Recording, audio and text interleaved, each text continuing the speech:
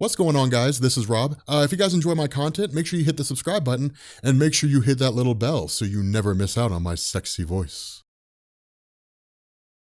So in an event to stay current with the events in Marvel Comics, we're going to begin discussing the story of Original Sin.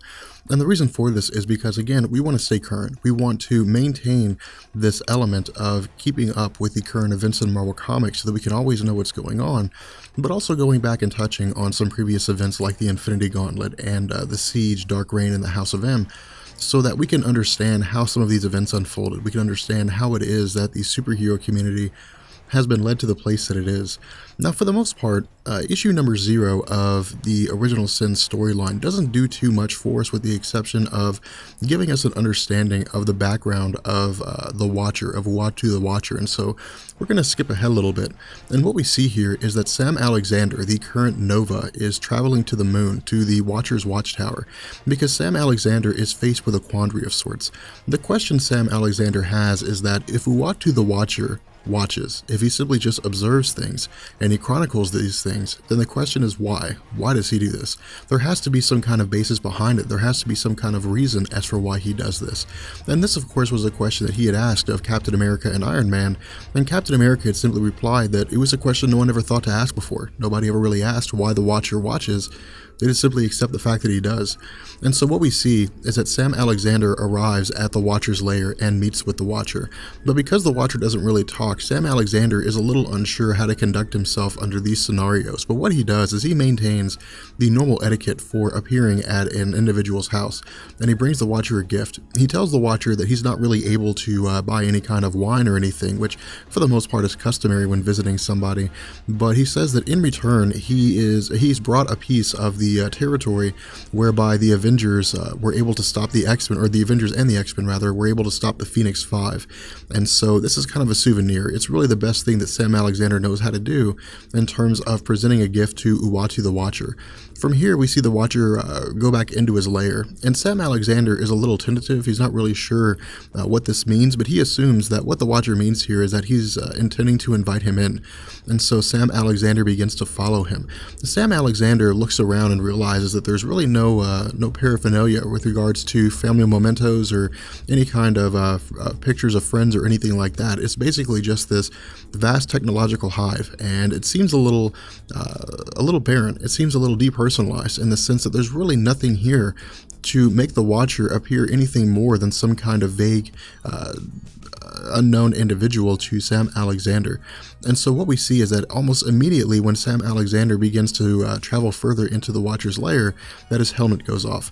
Now, if you recall our discussion about Richard Rider as Nova, we talked about how Richard Rider's helmet will inform him when there's some kind of danger. It would give him a warning, which he would be able to interpret and, of course, counter that danger accordingly. And so think of this as a kind of spider sense for Nova.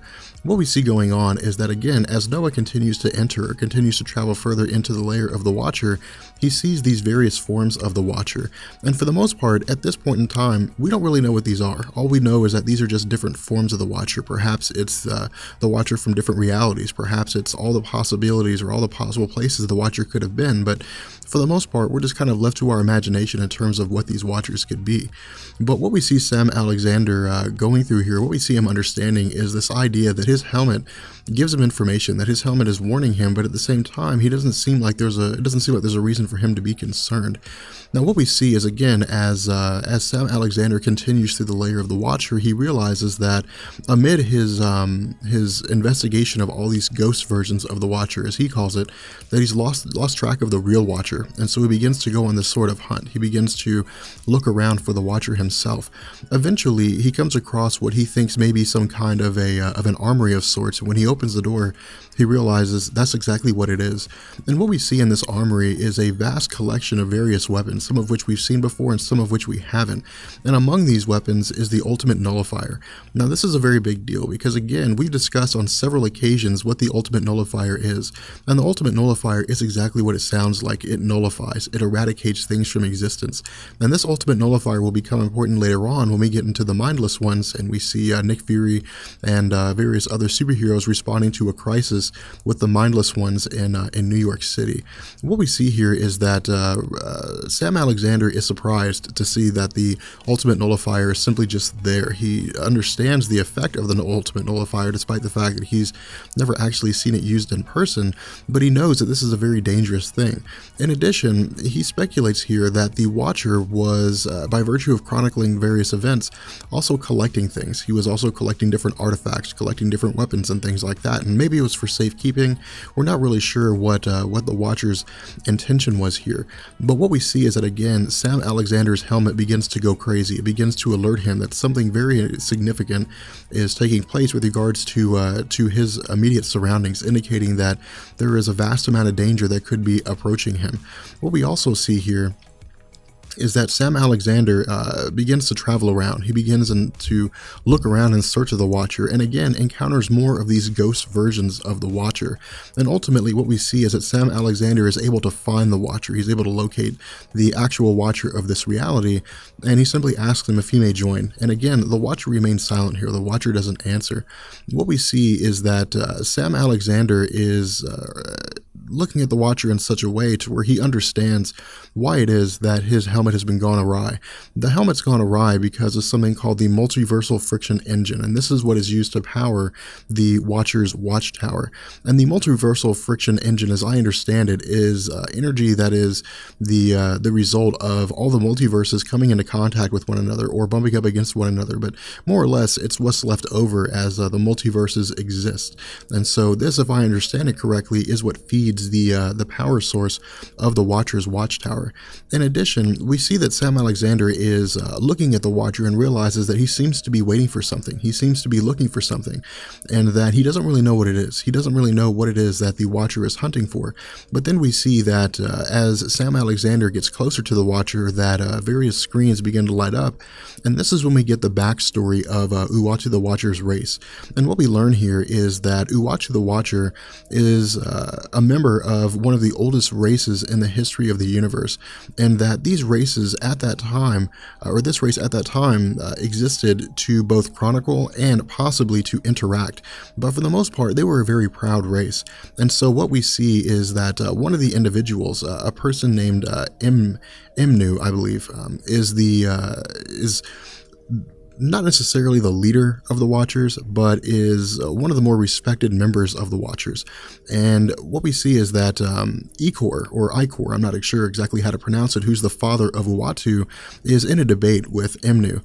And Ikor says that it's their job, it's their goal as a more advanced race to reach out to other races, to help those races that are less advanced to be guided properly, to take the right steps towards the direction of becoming a more advanced race, but to also be a better contributor to the universe as a whole. We see that Imnu is avidly against this. Imnu says that it's not their place to involve themselves in the goings-on of races which are lower than them, of races which are irrelevant to them. We then see that Uatu the Watcher speaks up. Uatu the Watcher says that because the Watchers have such vast strength that if they don't use it to help other people, if they don't use it to help other races advance themselves, then all their vaunted strength is simply just a sham. So what we see is that Imnu is in effect he's outvoted. He's overruled by the council, and Ikor's ideologies stand that the Watchers are going to involve themselves in helping to assist other races. And the first race that they choose is a race called the Proselicans, I guess is how you pronounce it. I'm not sure why that name had to be chosen. But what we see is that the Watchers appear to this race, bringing them the gift of nuclear energy. And we see the Watchers telling the Proselicans that the nuclear energy will give them the opportunity to advance themselves technologically, and it'll move them light years ahead of where they currently are.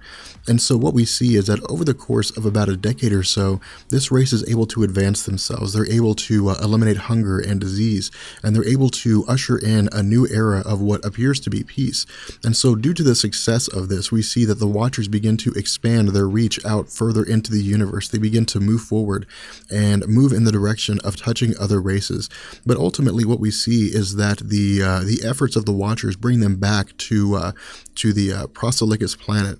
And when they arrive, they realize that what had happened is that given the nuclear energy that had been a gift from the Watchers, that the Prosolicans had in effect destroyed themselves. They had devolved into a state of nuclear warfare and annihilated their entire race.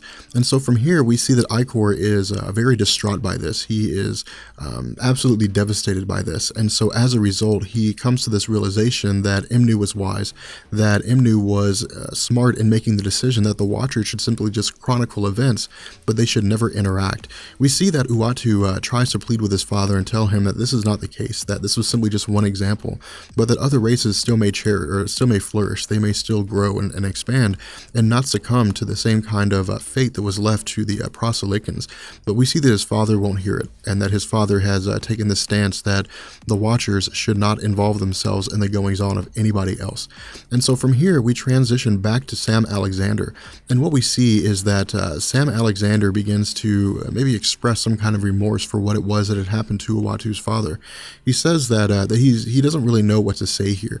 He says that he tries to start by saying that he's sorry, but it just doesn't really seem to comprehend it. It doesn't really seem to I guess maybe quell the kind of grief that Uatu the Watcher has, knowing that his race had effectively contributed to another race completely wiping itself out due to a gift that was given. In addition, he asks the Watcher what it is that he watches, how much of the observable universe is it that the Watcher looks at. And what we see is that Uatu the Watcher reveals to Sam Alexander the fact that he watches everything.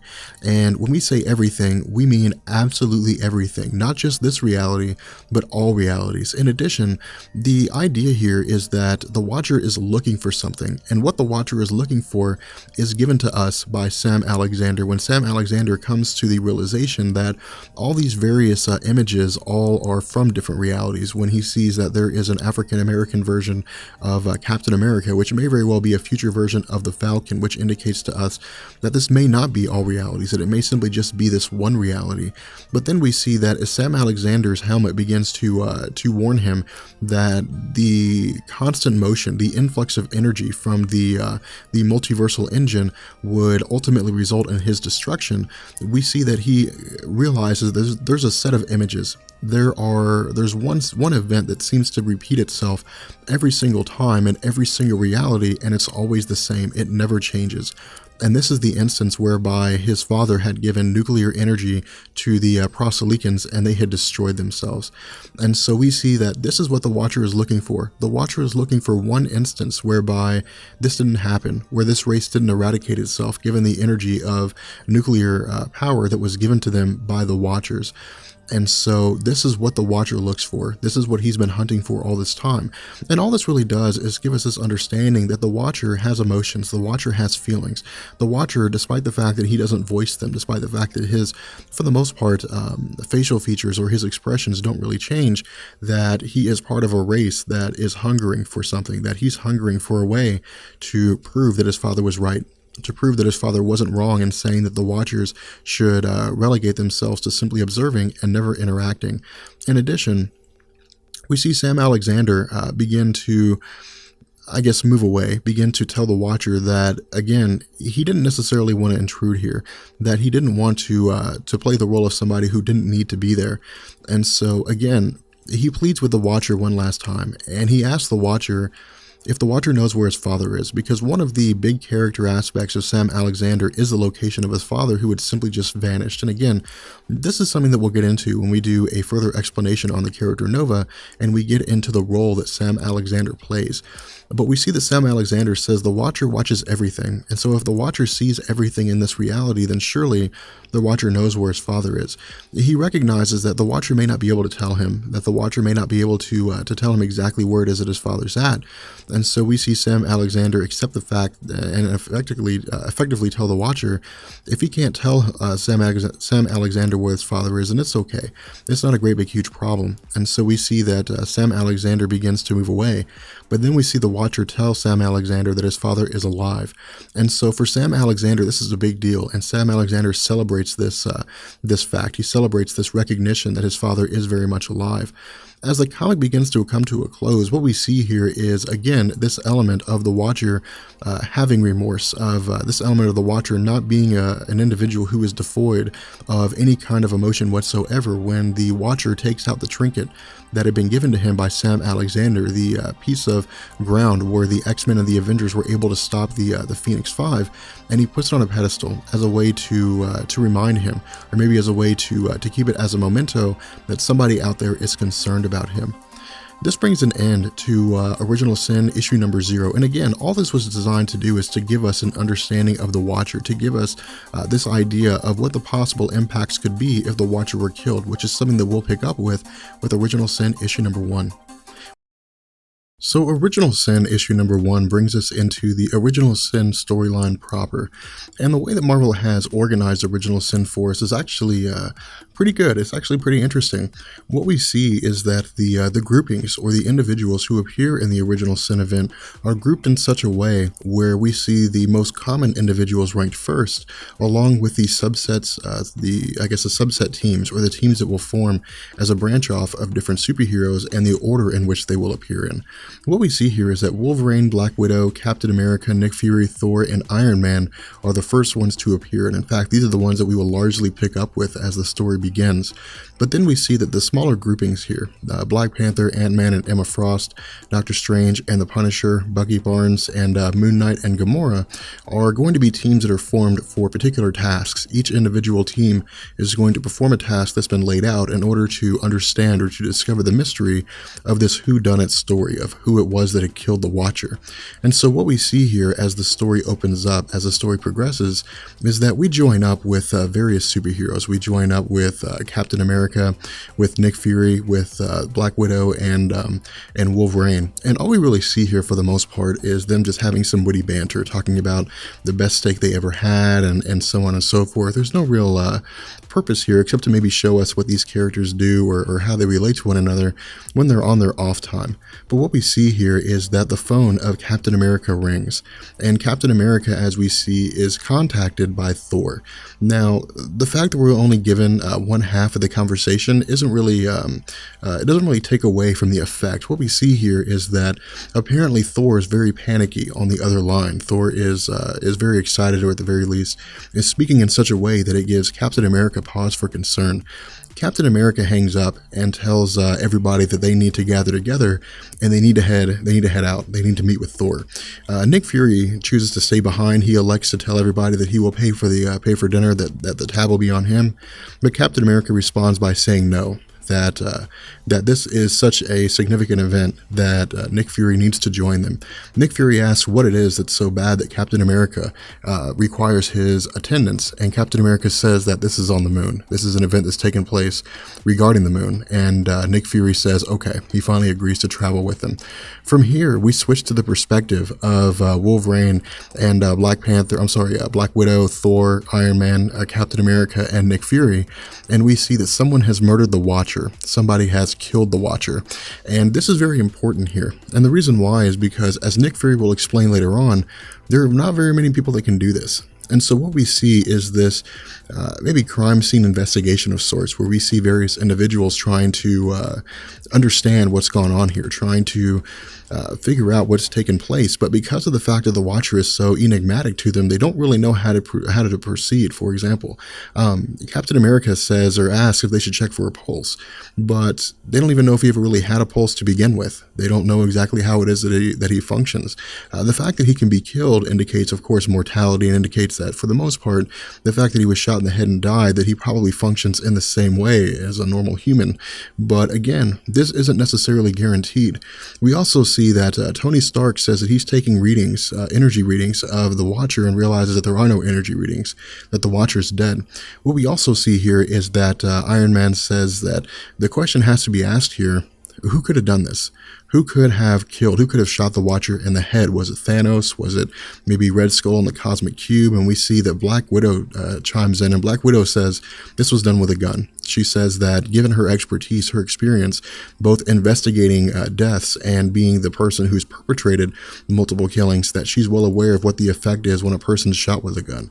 And this was most certainly a gun. From here, we see that Wolverine asks the question, what kind of a gun could do this? What kind of a gun could be powerful enough to kill the Watcher? What we also see here is that Nick Fury chimes in and says that the Watcher's eyes are gone. Now, this is extremely important here, and the reason why is because what we're going to see referred to as we progress through this comic towards the end, and especially into other comics, is something that's referred to as the Unseen, something called the Original Sin. And we won't find out what this is until much later on. But what we see is that Nick Fury, investigating further, says that both of them were carved out, post-mortem most likely. And he asks the question, what kind of a person would take another person's eyes? What we also see here is that Thor says that this is madness. This is total insanity for somebody to kill someone and take their eyes. And we also see that Wolverine says that there's really no scent for him to pick up here. There's no way for him to track the person because of the fact that the machines that were used by the Watcher to keep the place clean were very good at their job. And so there's no scent left. From here, we switch to Captain America, and Captain America more or less takes all the information that we've gained to this point and throws it in such a way that we can understand it clearly and quickly. And he simply says that there's a killer on the loose, somebody armed with a gun that can kill the Watcher and also has all the weapons, or presumably also has all the weapons that were in the possession of the Watcher. What we also see here is Captain America talking to Nick Fury. And Captain America tells Nick Fury that he needs to get everybody on this, that he needs to get as many groups as he can, which includes S.H.I.E.L.D. and S.W.O.R.D. Now, S.W.O.R.D. is a group that we haven't talked about. And in fact, S.W.O.R.D. actually appeared during Joss Whedon's run of Astonishing X-Men. But S.W.O.R.D. stands for Sentient World Observation and Response Department. And S.W.O.R.D. is a counterpart to S.H.I.E.L.D., where S.H.I.E.L.D. exists to monitor earthbound threats, to monitor earthbound individuals, both superhero, superpowered, and otherwise. S.W.O.R.D. monitors extraterrestrial worlds. They monitor other aliens to ensure that there's no kind of, extraterrestrial threat against the planet Earth. And so we see that the fact that somebody could have the kind of technology or the kind of weapon that would be powerful enough to kill the Watcher is a weapon that needs, or that may very well be owned by an extraterrestrial of some kind. And so we see that, of course, Captain America is including S.W.O.R.D. to rule this concept out. But what we see here is that Nick Fury says that the number of people who even realized the Watcher was alive is a very small list. And the number of people who could successfully kill the Watcher is smaller still. And so he tells Captain America that not all the names on that list are bad guys. That not everybody that had the power to kill the Watcher is a bad guy. That it may lead to some friends. Captain America responds by saying that the Watcher was murdered and that all he cares about is the truth. From here, we switch to Wakanda, we switch to Black Panther, and we see that Black Panther is talking to some unnamed individual in the shadows.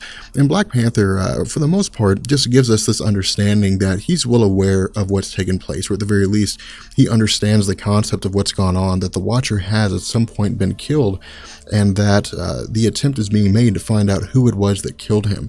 But what we see here is that this individual is asking the question, why is it that this individual, that this unnamed person is enlisting the aid of Black Panther? Why is he coming to Black Panther and asking for help? This person says that the Avengers, despite the fact that they are a formidable team, are sometimes just not cut out for everything. And this is an instance whereby they're not cut out for the task that's going to be necessary in order for this mystery to be unraveled.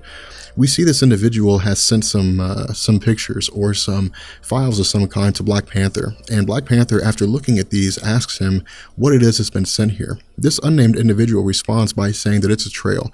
It's a trail that goes in different directions, but it all leads to the same place. And when Black Panther asks what it is, he says it leads to the unseen, that it leads to the original sin. From here, we see Black Panther a little irritated here because this person's being cryptic, and of course we see that Black Panther asks if the one link, if the common theme that all these things, all these roads lead to is the person that killed the Watcher, then we see this individual say yes. This individual says that appears to be the case.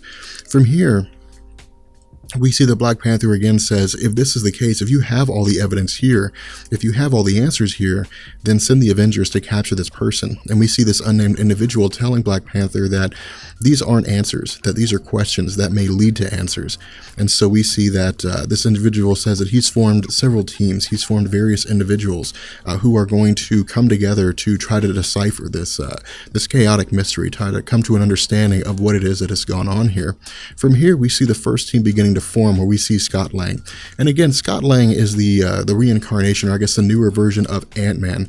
And to make it a very short summary regarding his character, Scott Lang was originally an electronics tech and a genius level electronics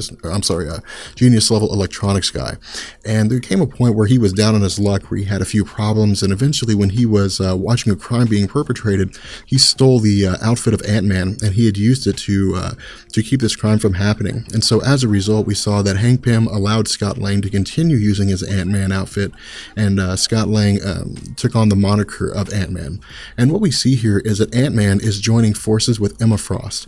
And again, this is all post-Civil War. This is all post-Avengers versus X-Men and so on. And so Emma Frost is still considered by many to be an outcast. She's still considered by many to be part of the force that created the Phoenix Five, a member of the Phoenix Five. And so, of course, after the events of Avengers vs. X-Men, she's been cast out by quite a large number of people. What we see here is switching. We see this kind of a scenario, I guess, taking place where Emma Frost, who under normal circumstances would never join forces with Scott Lang, is now on his team. But we don't really know what the whole purpose of this is. We don't really know why it is that they've gotten together. But what we see is this transition to the Punisher in Los Angeles. And we see that Frank Castle is apparently torturing some person for information. Frank Castle is attempting to get answers out of him. And this person is telling him that he knows the answer to the question that Frank Castle is asking. He tells Frank Castle that he'll take him to where these individuals are buried. Now, in terms of these individuals, who they are, it's not really relevant to the story. All it is simply us us seeing Frank Castle in his element. And what we see is that as Frank Castle is torturing this individual, that Dr. Stephen Strange appears. And Stephen Strange tells the Punisher that this individual is telling the truth. The Punisher replies by saying that he knows this person was telling the truth. He says the first 15 minutes were for making him talk, and that the last hour was because he deserved it. And so we see Dr. Strange replying by saying that this individual has had enough, and that Frank Castle and Dr. Strange need to leave. They need to go on their mission. And so we see that Dr. Strange teleports this individual away. From here, we switch to Moon Knight and Bucky Barnes. And what we see is that, again, the final team here is being formed. The final team is finally coming together. And as the two progress, as the two come along their, travel along their route to wherever it is that they happen to be going, we see that these individuals finally come across their third teammate. And this third teammate is revealed to us to be Gamora, the daughter of Thanos. From here, we switch back to Nick Fury, and Nick Fury is pondering this circumstance. Nick Fury is pondering this mystery of who could have possibly killed the Watcher, what possibly could have happened that would have led to this. He also, thinks on the fact that the individual who was successfully able to kill the Watcher was a person who was seasoned. This was not the very first time a person's ever done this, that it was not done with a shaky hand, that this person had precision accuracy. This guy knew exactly what it was that they were doing. We see that Nick Fury says that this person has killed before. This is not the very first time this person's ever killed anybody. And so what we see is that Captain America joins Nick Fury, and the two of them begin talking. We see that Nick Fury says that S.H.I.E.L.D. is working with SWORD, and they're using satellite and all different forms of surveillance to try to figure out what in the world happened here, to try to figure out what it is that has led to this situation. What we also see is that some bullet fragments have been dug out of the skull of the Watcher, and that the bullet fragments were gamma irradiated. Now, this is extremely important here. This is a very important clue regarding this mystery, and it's very important that you guys pay attention to this. We see that the initial idea here is to talk to Bruce Banner to find out what's been going on, because Bruce Banner is the foremost authority on gamma radiation. From here, we see that Captain America's conversation with Nick Fury is interrupted when he gets an incoming call, or he gets some resonance of a conflict taking place in New York involving the Fantastic Four. And from here, we switch to the Mindless Ones and the Thing. Now, the Mindless One is a general term. The Mindless One is a group of individuals. They don't really have particular names. They're simply just referred to as the Mindless Ones. And the Mindless Ones are interdimensional beings. They exist beyond, in between universes, beyond our universe, or in different realities and dimensions. But they have no real will of their own. They're mindless by their very nature, and so they exist to do the bidding of whoever it is that is able to gain their servitude. What we see here is that as the Thing and the Mindless One are fighting one another, that Spider-Man comes to the aid of the Thing, and Spider-Man is the first one to realize that this is one of the Mindless Ones. He realizes that these are extra-dimensional monsters, that he's fought them before, and that the power of these things is incredible. But what we see here is that the Mindless One is telepathic.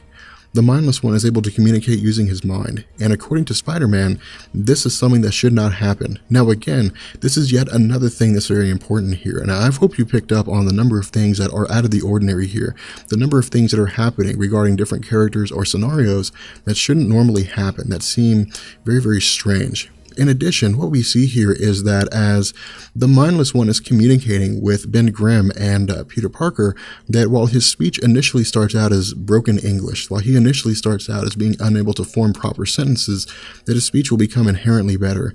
He also says things like, why was he made to know? That he was better not knowing, that he understands what pain is now, that he knows what pain is, and that he was better not knowing what pain was. We also see that at this point, the Thing begins to physically attack the Mindless One and is joined by Peter Parker. But again, what we see here is that the Mindless One is telepathically communicating. The Mindless One is that they never should have gone to the moon.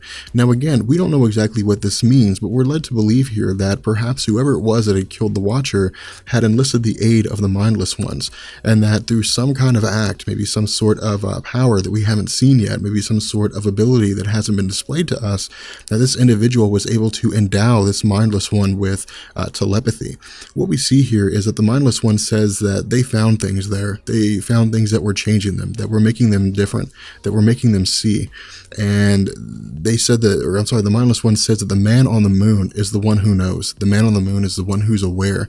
And the man on the moon was getting revenge on them by making them know, by making them aware. But again, we don't understand what this means. But what we see here is that the Mindless One is wielding the ultimate nullifier. Now again, if you recall our discussion on Original Sin issue number 0, we had talked about how the ultimate nullifier was in the armory of the Watcher, and so the fact that the Mindless One is now in possession of the ultimate nullifier indicates to us that the Mindless One was in fact on the moon.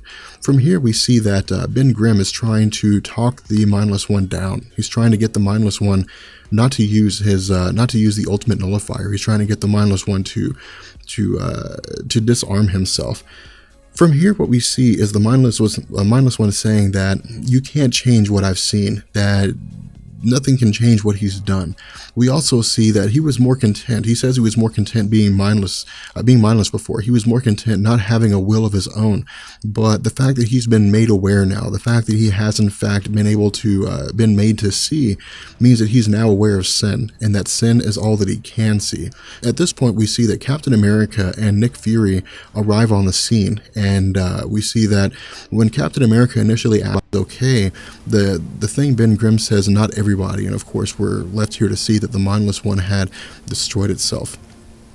At this point, we again see that Captain America initially takes over the scene. Captain America initially says that they are going to, of course, leave the ultimate nullifier where it is, and nobody needs to touch it, and that a decontainment team needs to be brought in order for them to analyze the circumstances, analyze the environment, to see if they can perhaps gain some evidence regarding the Mindless Ones and their possible involvement with the death of the Watcher.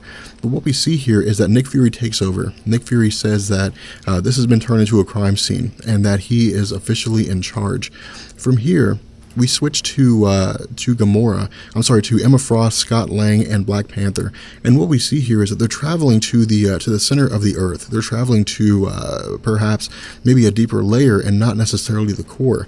And it seems a little strange to Scott Lang that they are traveling to the center of the Earth to perhaps find who it was that had killed the Watcher. What we also see is that that Frank Castle, the Punisher, and Doctor Strange are traveling to their own location, that they're in fact traveling to a different dimension. They're traveling to places beyond the main Earth 616 universe. What we also see here is that Gamora and Moon Knight and Bucky Barnes are again continuing their own search as they've banded together, and that they are traveling throughout various places. They're going to be traveling through space. They're going to be looking through all these different parts of the cosmos to try to find what's been going on, to try to find perhaps the individual who has killed the Watcher. From here, we switch to the Mindless Ones, and we see that there are a multitude of them, and we see an individual saying that he can't control them anymore, that he can't make them bend to his will. This individual saying that they're changing, that they're evolving, most likely due to the power that has been used. But what we see here is that that these Mindless Ones are evolving because of what this individual is in possession of, and that this individual is in possession of one of the eyes of the Watcher. From here, this brings an end to Original Sin issue number 1, and I hope you guys enjoyed it. For the most part, the beginning of Original Sin was pretty riveting. It was pretty exciting, and it was a very enjoyable read. But I think that what you will find, a little disappointingly so, is that as we progress with the Original Sin storyline, that the story will sort of begin to take a downward spiral, that it will begin to move in a direction that's maybe not necessarily the best. But again, I leave that to you guys to decide for yourselves. So as we pick up with Original Sin issue number 2, it's very important that you guys pay close attention to what's going on, because what we're going to see here is that these stories are going to take off. They're going to move extremely fast.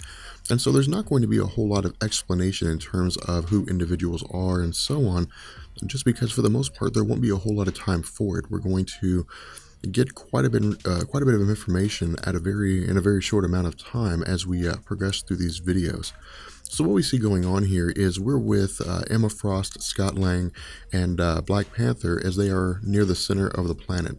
And what we see is that they've encountered the Moloids. Now, the Moloids are the de facto henchmen of Mole Man, more or less. And for the most part, they're not really relevant to this story, although I would like you to keep them in the back of your head, because what we're going to see is that when we get to our discussion of Old Man Logan, the Moloids are going to play a role. And so if you're unfamiliar with them, you're going to be a little confused as to what the relevance is regarding their characters in that storyline. But what we see is that Emma Frost and Black Panther are looking at the Moloids, and they're trying to figure out what's going on in this environment. What we see is that they've encountered a giant skeleton of sorts, and they more or less figure out that whoever it was that had been here, whoever it was that had been depositing bodies here, is a person who didn't want anybody to find it, who thought this was a very well-hidden dumping ground. In addition, we see Scott Lang is looking for various sources of radiation. Scott Lang is looking for some kind of indication, maybe gamma irradiation or something that can help them lay out or find this trail that will lead to who it was that was dumping bodies in here. What we also see is that Emma Frost is telepathically speaking with the Moloids, telling the Moloids that she's not there to hurt them. None of them are there to hurt them, that they're simply just conducting an investigation and they'll be out of their hair pretty soon. But what we see is that the Moloids simply state, or as far as Emma Frost can tell, that the Moloids don't really know what's going on, that every few months somebody comes down there and some bodies are deposited, but they don't really know where the bodies are coming from. And then at this point we see a depiction of the fact that there are a multitude of bodies here, and they all seem to be of alien origin or some kind of extra-dimensional origin.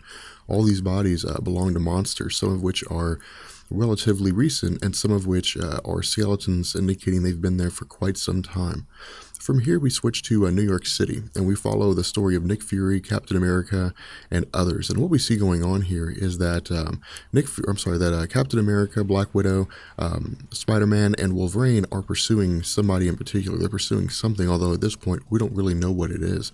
But what we see is that this is one of the Mindless Ones. And again, these are extra-dimensional beings that for the most part don't really, or are not supposed to really have their own will. They simply just do as they're told, more or less. And what we see is that While Captain America and Spider-Man, Wolverine, and Black Widow are chasing the Mindless One, they're giving Nick Fury information. Nick Fury's flying around the side of the building, and they're informing him of where it's at. What we see is that the Mindless One jumps out of the building and lands in the car, in Nick Fury's hover car. And we see that, again, this Mindless One is displaying telepathy here. This Mindless One's displaying the fact that it does have a mind. We see that it pleads with Nick Fury to let it go, that he has to keep running, and that he has to keep running to outrun his own mind, indicating that this was just a sudden burst of intelligence. This was a sudden introduction of intelligence to the Mindless Ones, and they don't know how to deal with this influx of knowledge and telepathy, indicating that maybe the thoughts of other individuals are pushing their way into their mind because, again, they don't know how to control their newfound telepathic abilities. From here, we see that Nick Fury engages the defenses of his car to try to subdue the Mindless One, but it's not working. And this is very important here. The Mindless One says that being on the moon was the first time that he ever knew what sin was, and he asks whether or not a person deserves to die for their original sin. Nick Fury thinks this is an admission of guilt. He thinks that the Mindless One is admitting that he had killed the Watcher, and the Mindless One simply replies by saying that he still can't bear to look at the Watcher's eye. At this point, we see Nick Fury jettison from the car. He initiates the ejection mode and with his jetpack on is able to escape and effectively crashes the car. At this point, we see the Mindless One pleading that he wants to be mindless again, that he doesn't want to have any sort of intelligence, that he demands to be made ignorant again. But we see that, of course, this is not something Nick Fury can grant, and Nick Fury simply just shoots the car and blows the car up. From here, we transition to Doctor Strange and the Punisher, and we see that this is simply just listed as elsewhere. It's simply described to us as somewhere far beyond the realms of man. But what Doctor Strange tells us is that this is a realm of man-eating shadows. And again, if you recall our discussion on Doctor Strange, what we had talked about is that Doctor Strange, during his solo storylines or even during his storylines of Strange Tales, would constantly visit various dimensions, some of which were extremely strange, some of which were very interesting and relatively familiar, but this is an instance of visiting a dimension whereby the things are very weird and very odd. We see the Punisher saying that, or asking the question if they thought they were supposed to be hunting a murderer, and Doctor Strange says yes. Doctor Strange says that's what we're here for, and the Punisher deduces that they're simply supposed to be bait. In addition, we see Doctor Strange say that he's conjured birds. He's conjured these sort of energy-based birds, and that they will find a murder victim regardless of where it is.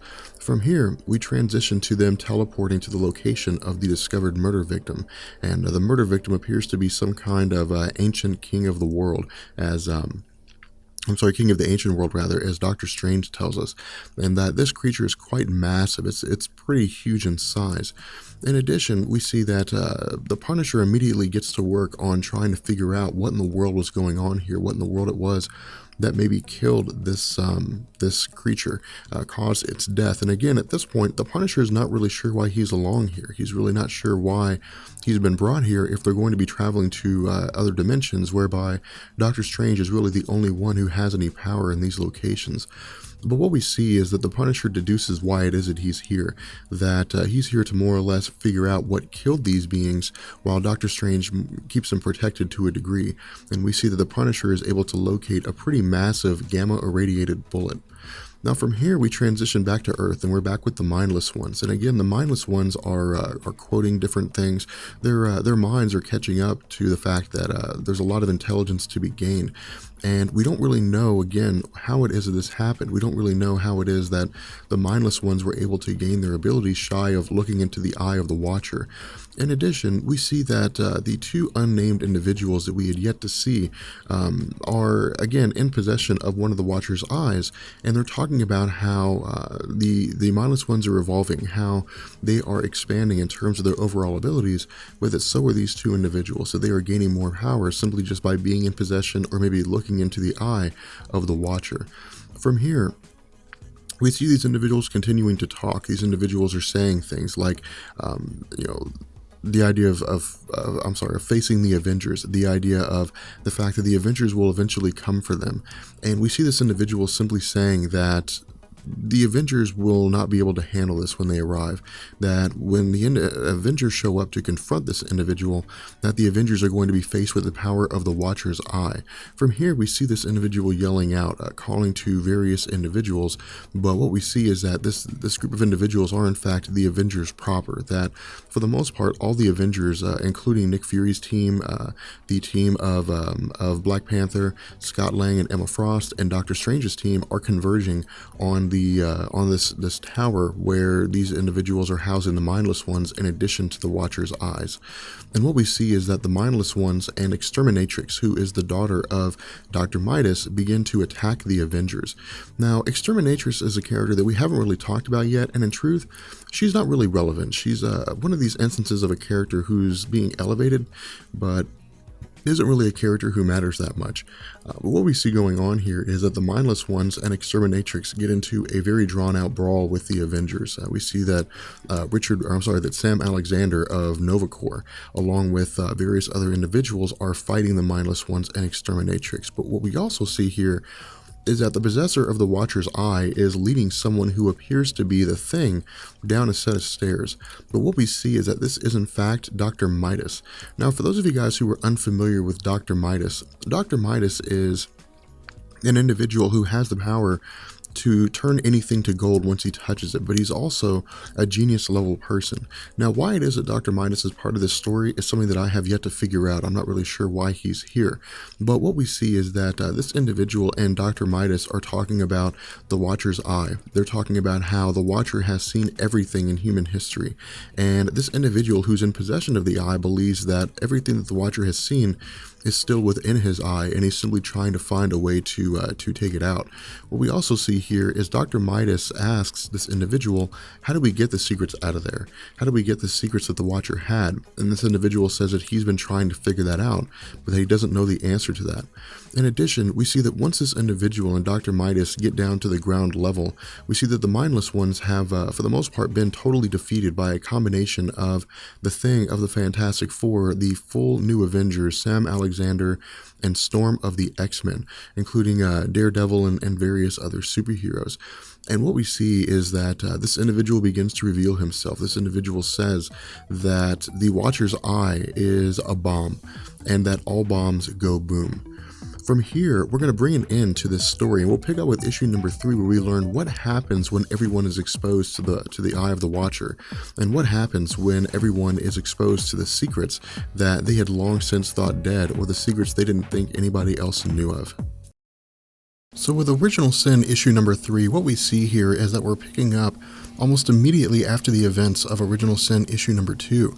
But this issue is very, very important for the Original Sin storyline, and the reason why is because this storyline will not just lay the foundation for future actions in the storyline involving other characters, as well as the tie-ins, but it will also pertain to the production, or I guess introduction, of newer characters in the realm of Marvel Comics as a whole, and this will become doubly so when we get to the section of Original Sin where we talk about what it was that Nick Fury had said to Thor that caused him to lose the ability to wield his hammer.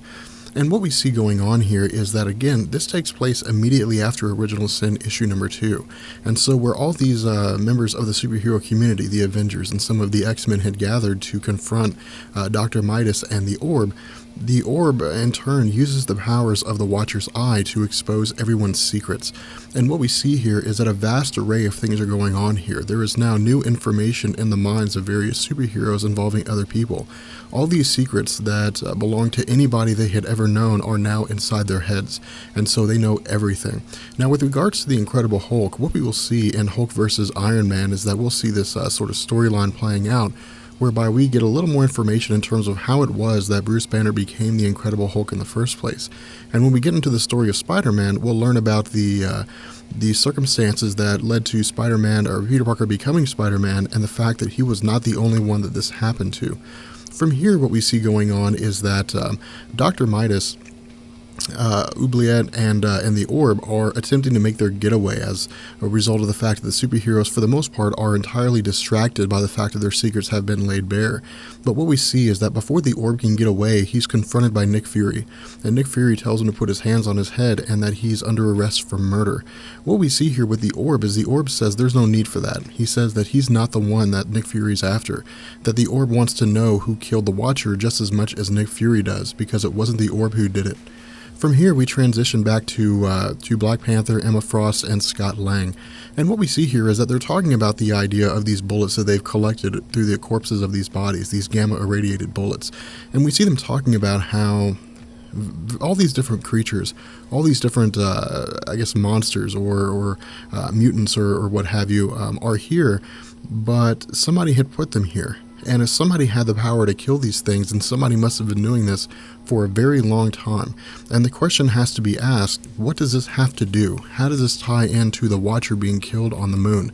We see Black Panther telling us that, again, the killer that has eliminated all these monsters has been doing this for a while and has the skills to remain hidden.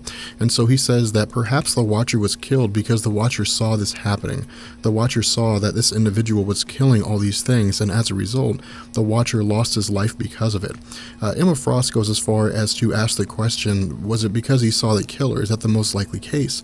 And Black Panther replies that the Watcher sees everything, even the unseen. Now, the unseen is a very important element with regards to this comic. And again, I'd like you to keep this in the back of your head, because what we will see later on as we get into, or I guess as we progress further, is that we'll learn what the unseen is. From here, we transition back to Doctor Strange and the Punisher.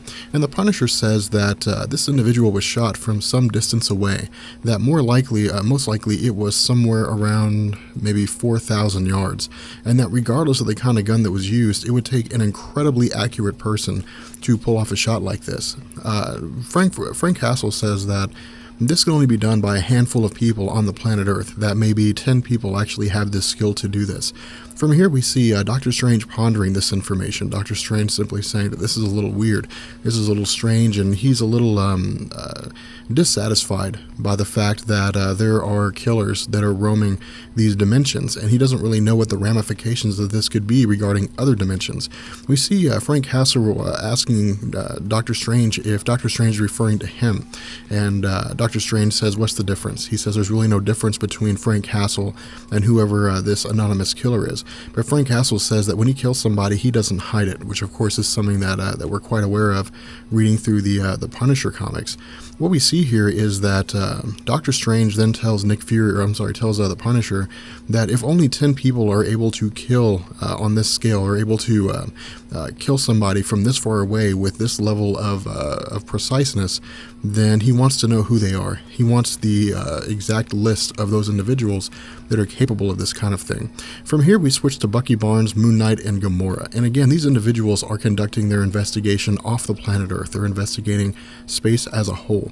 But at this point in the story, they haven't really encountered anything yet. Where Emma Frost and Black Panther and Scott Lang had traveled to the center of the Earth and encountered aliens and monsters that had been killed, and Doctor Strange and Punisher had encountered their own sort of extra-dimensional beings, we see that for the most part, Gamora and Moon Knight and Bucky Barnes haven't found anything. And because they haven't found anything, they feel like this is a fool's errand. Gamora says that this is silly. She says there's really no need for them to be here, that if they're going to be looking for the murderer of the Watcher, there'd really be no reason why the murderer would be out in space. The Watcher was on the moon, and so most likely the murderer is on the planet Earth or hails from the planet Earth, and that they should be investigating the Earth instead. What we see here is this weird kind of circumstance where the ship that they're traveling in begins to encounter all these bullets. They begin to effectively fly into a field of bullets, into shell casings. And for the most part, they're not really sure what in the world's going on here. They don't really understand how it is they're flying into bullet casings, but they continue to follow the trail. From here, we see that, again, they're reporting their information. They're reporting their investigation to an anonymous individual who we can't see. And for the most part, we're led to believe that this is the same individual that had given their information, or given the information to Black Panther, that had set this entire investigation in motion in the first place. And what we see with this individual is that he's saying it won't be long. He's talking to, we assume, a henchman of some kind. and says that they need to make things ready for when their visitors arrive, that they need to prepare for the worst should the worst happen. In addition, he says that they're going to need a lot more of these gamma irradiated bullets, indicating to us that perhaps this unknown individual is the one behind the entire conflict in the first place. From here, what we see is the orb, and the orb is being interrogated, so to speak, by Wolverine and the Incredible Hulk. And again, this isn't necessarily a torture session of any kind whereby they're actually inflicting harm, but they're both using their extreme physical prowess, Wolverine in his violence and the Incredible Hulk with his sheer strength, to attempt to threaten the orb, to try to get the orb to confess, to try to get him to tell them what in the world's been going on.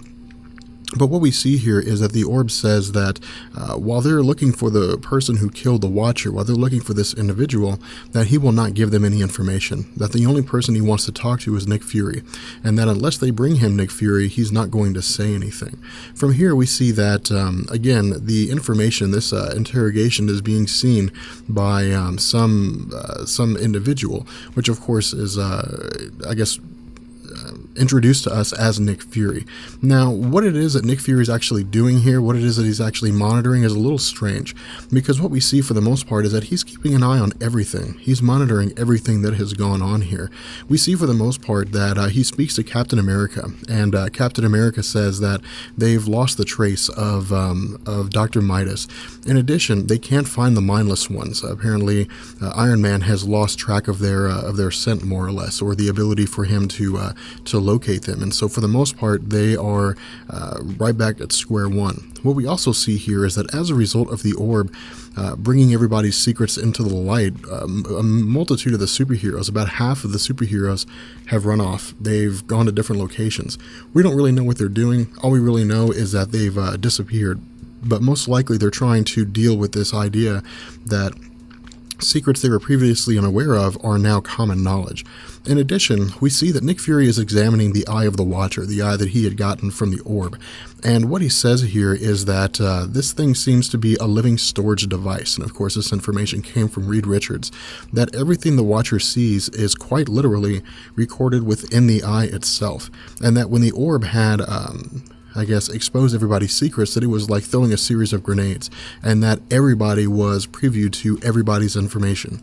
But what we also see is that he again continues to examine. He says the good news here is that only people who were in the immediate vicinity were affected, meaning the entire world has not been made aware of everybody else's secrets. But he says the bad news here is that half their team is gone. From here we also see that Nick Fury asks an interesting question. He asked Captain America what it was that he saw when he was exposed to the secrets that he wasn't aware of. But what we see Captain America say is that he's not going to tell him, that it's not part of the mission. From here, what we see is again, Nick Fury kind of talking to himself, while at the same time talking to Captain America. He says that it's a little strange here that Captain America wouldn't give him any information, wouldn't tell him what it was that he saw, because as far as Nick Fury knows, Captain America doesn't have any secrets. But Nick Fury says he has a lot of secrets, says he has all kinds of information, and the question is, why didn't he see anything when he was exposed to the eye of the Watcher? From here, we transition back to Gamora, Moon Knight, and Bucky Barnes, and what we see here is that they've traced the location of these bullets to a planet, and as they're investigating this planet, they're trying to figure out what in the world's going on. For the most part, it appears that somebody has managed to kill an entire planet. Somebody has quite literally shot bullets into the planet itself, but they can't really figure out why. They say that as far as they can tell, the radiation levels on this planet are extremely high, and so it's quite possible that at some time or another a civilization inhabited this planet and the civilization itself had been wiped out. But what we see here is that there's no signs of any kind of civilization having been there. There's no signs of former settlements, that if an individual had arrived on the scene, arrived on the planet, and annihilated the entire civilization, there would be structures. There would be something to indicate that people had lived here.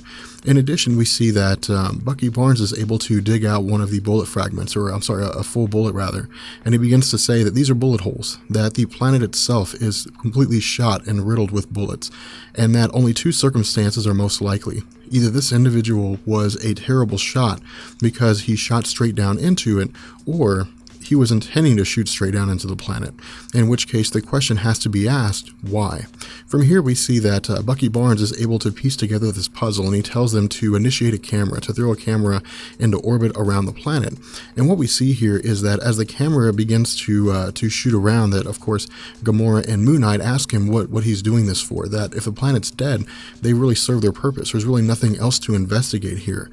But what we see is that as the camera begins to pan around along the bright side of the planet, that the planet itself is revealed to be a living planet, more along the lines of something like Ego, the living planet, or something similar, which of course is very interesting here, because what this tells us is that this individual that's been killing a multitude of aliens has in fact killed an entire planet, which would require a vast array of both power and prodigious skill in using various forms of weaponry.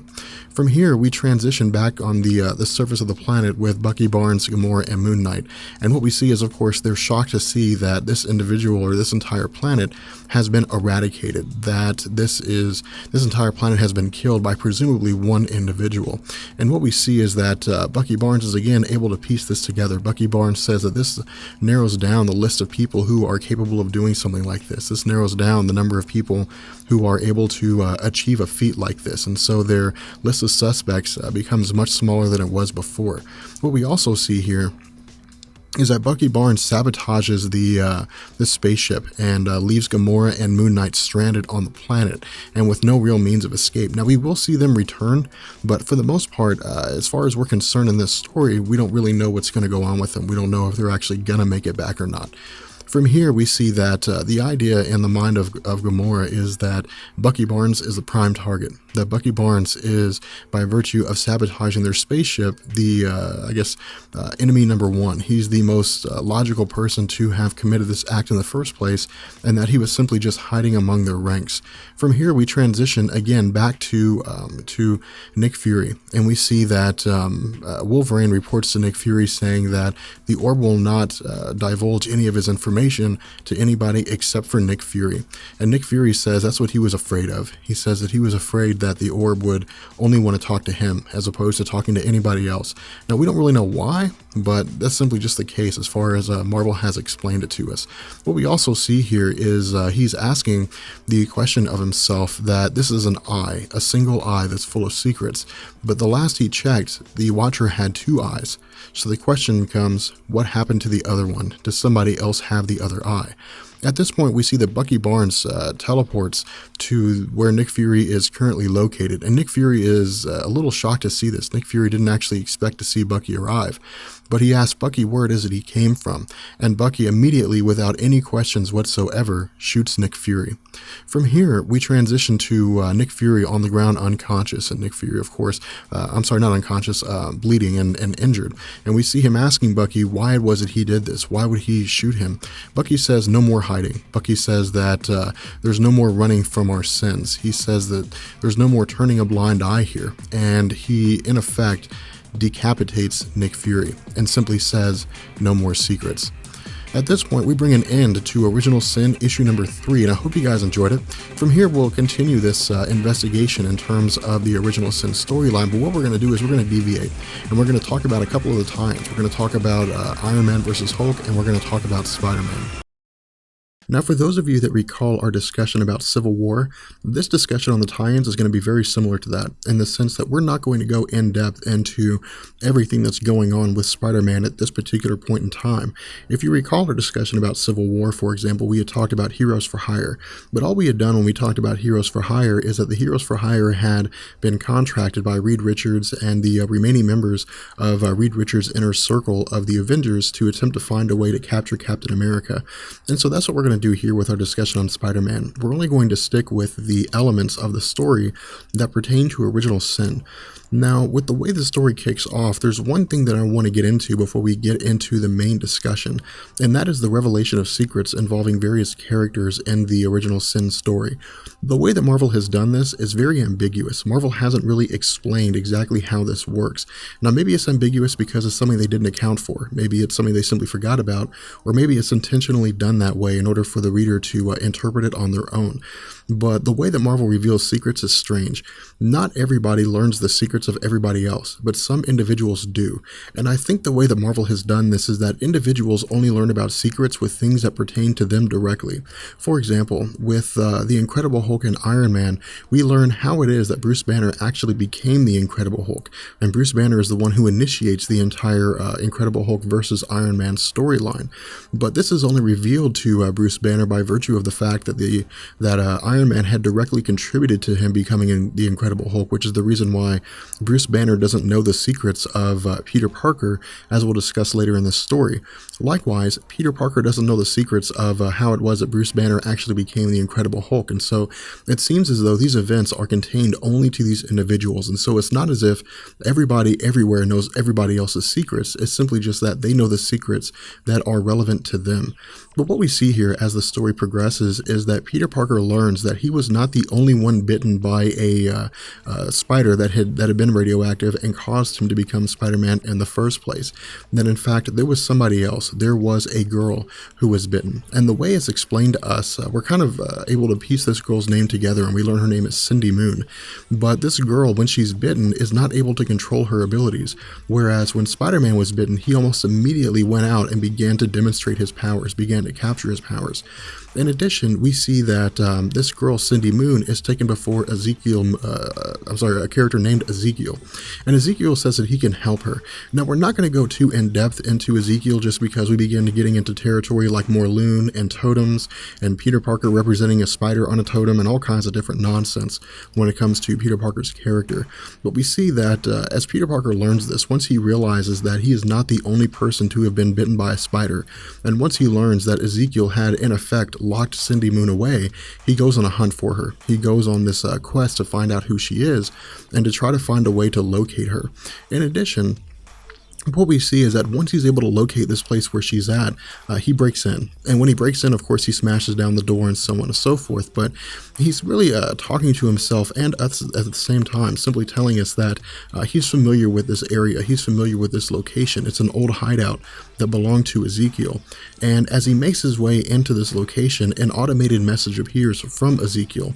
And Ezekiel tells Spider-Man that if Spider-Man has appeared here, if Spider-Man has found this location, then that means that Ezekiel was killed in a conflict with Morlun.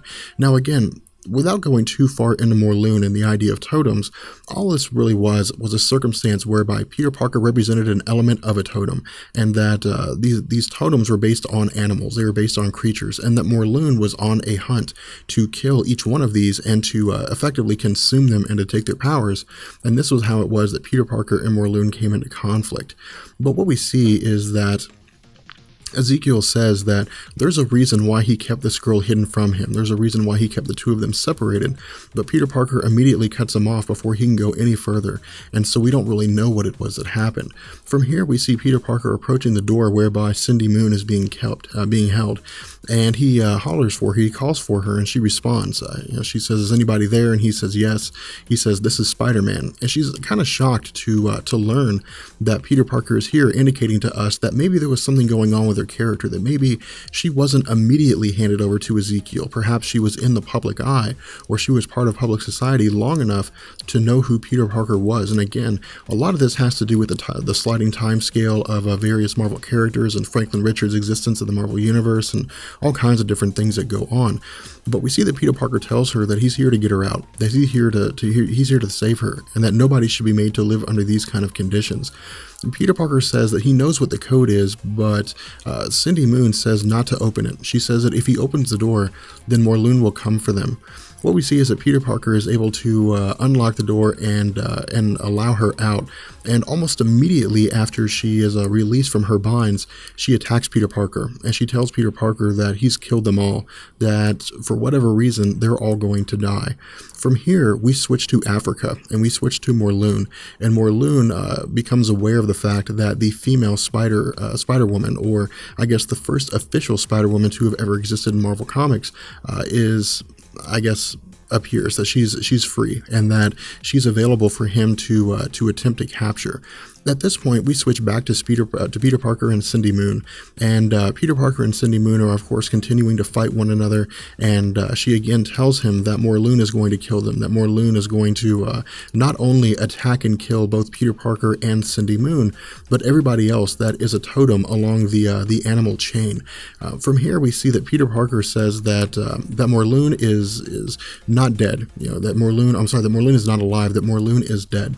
But what we also see here is that Cindy Moon is able to demonstrate powers that Peter Parker doesn't have.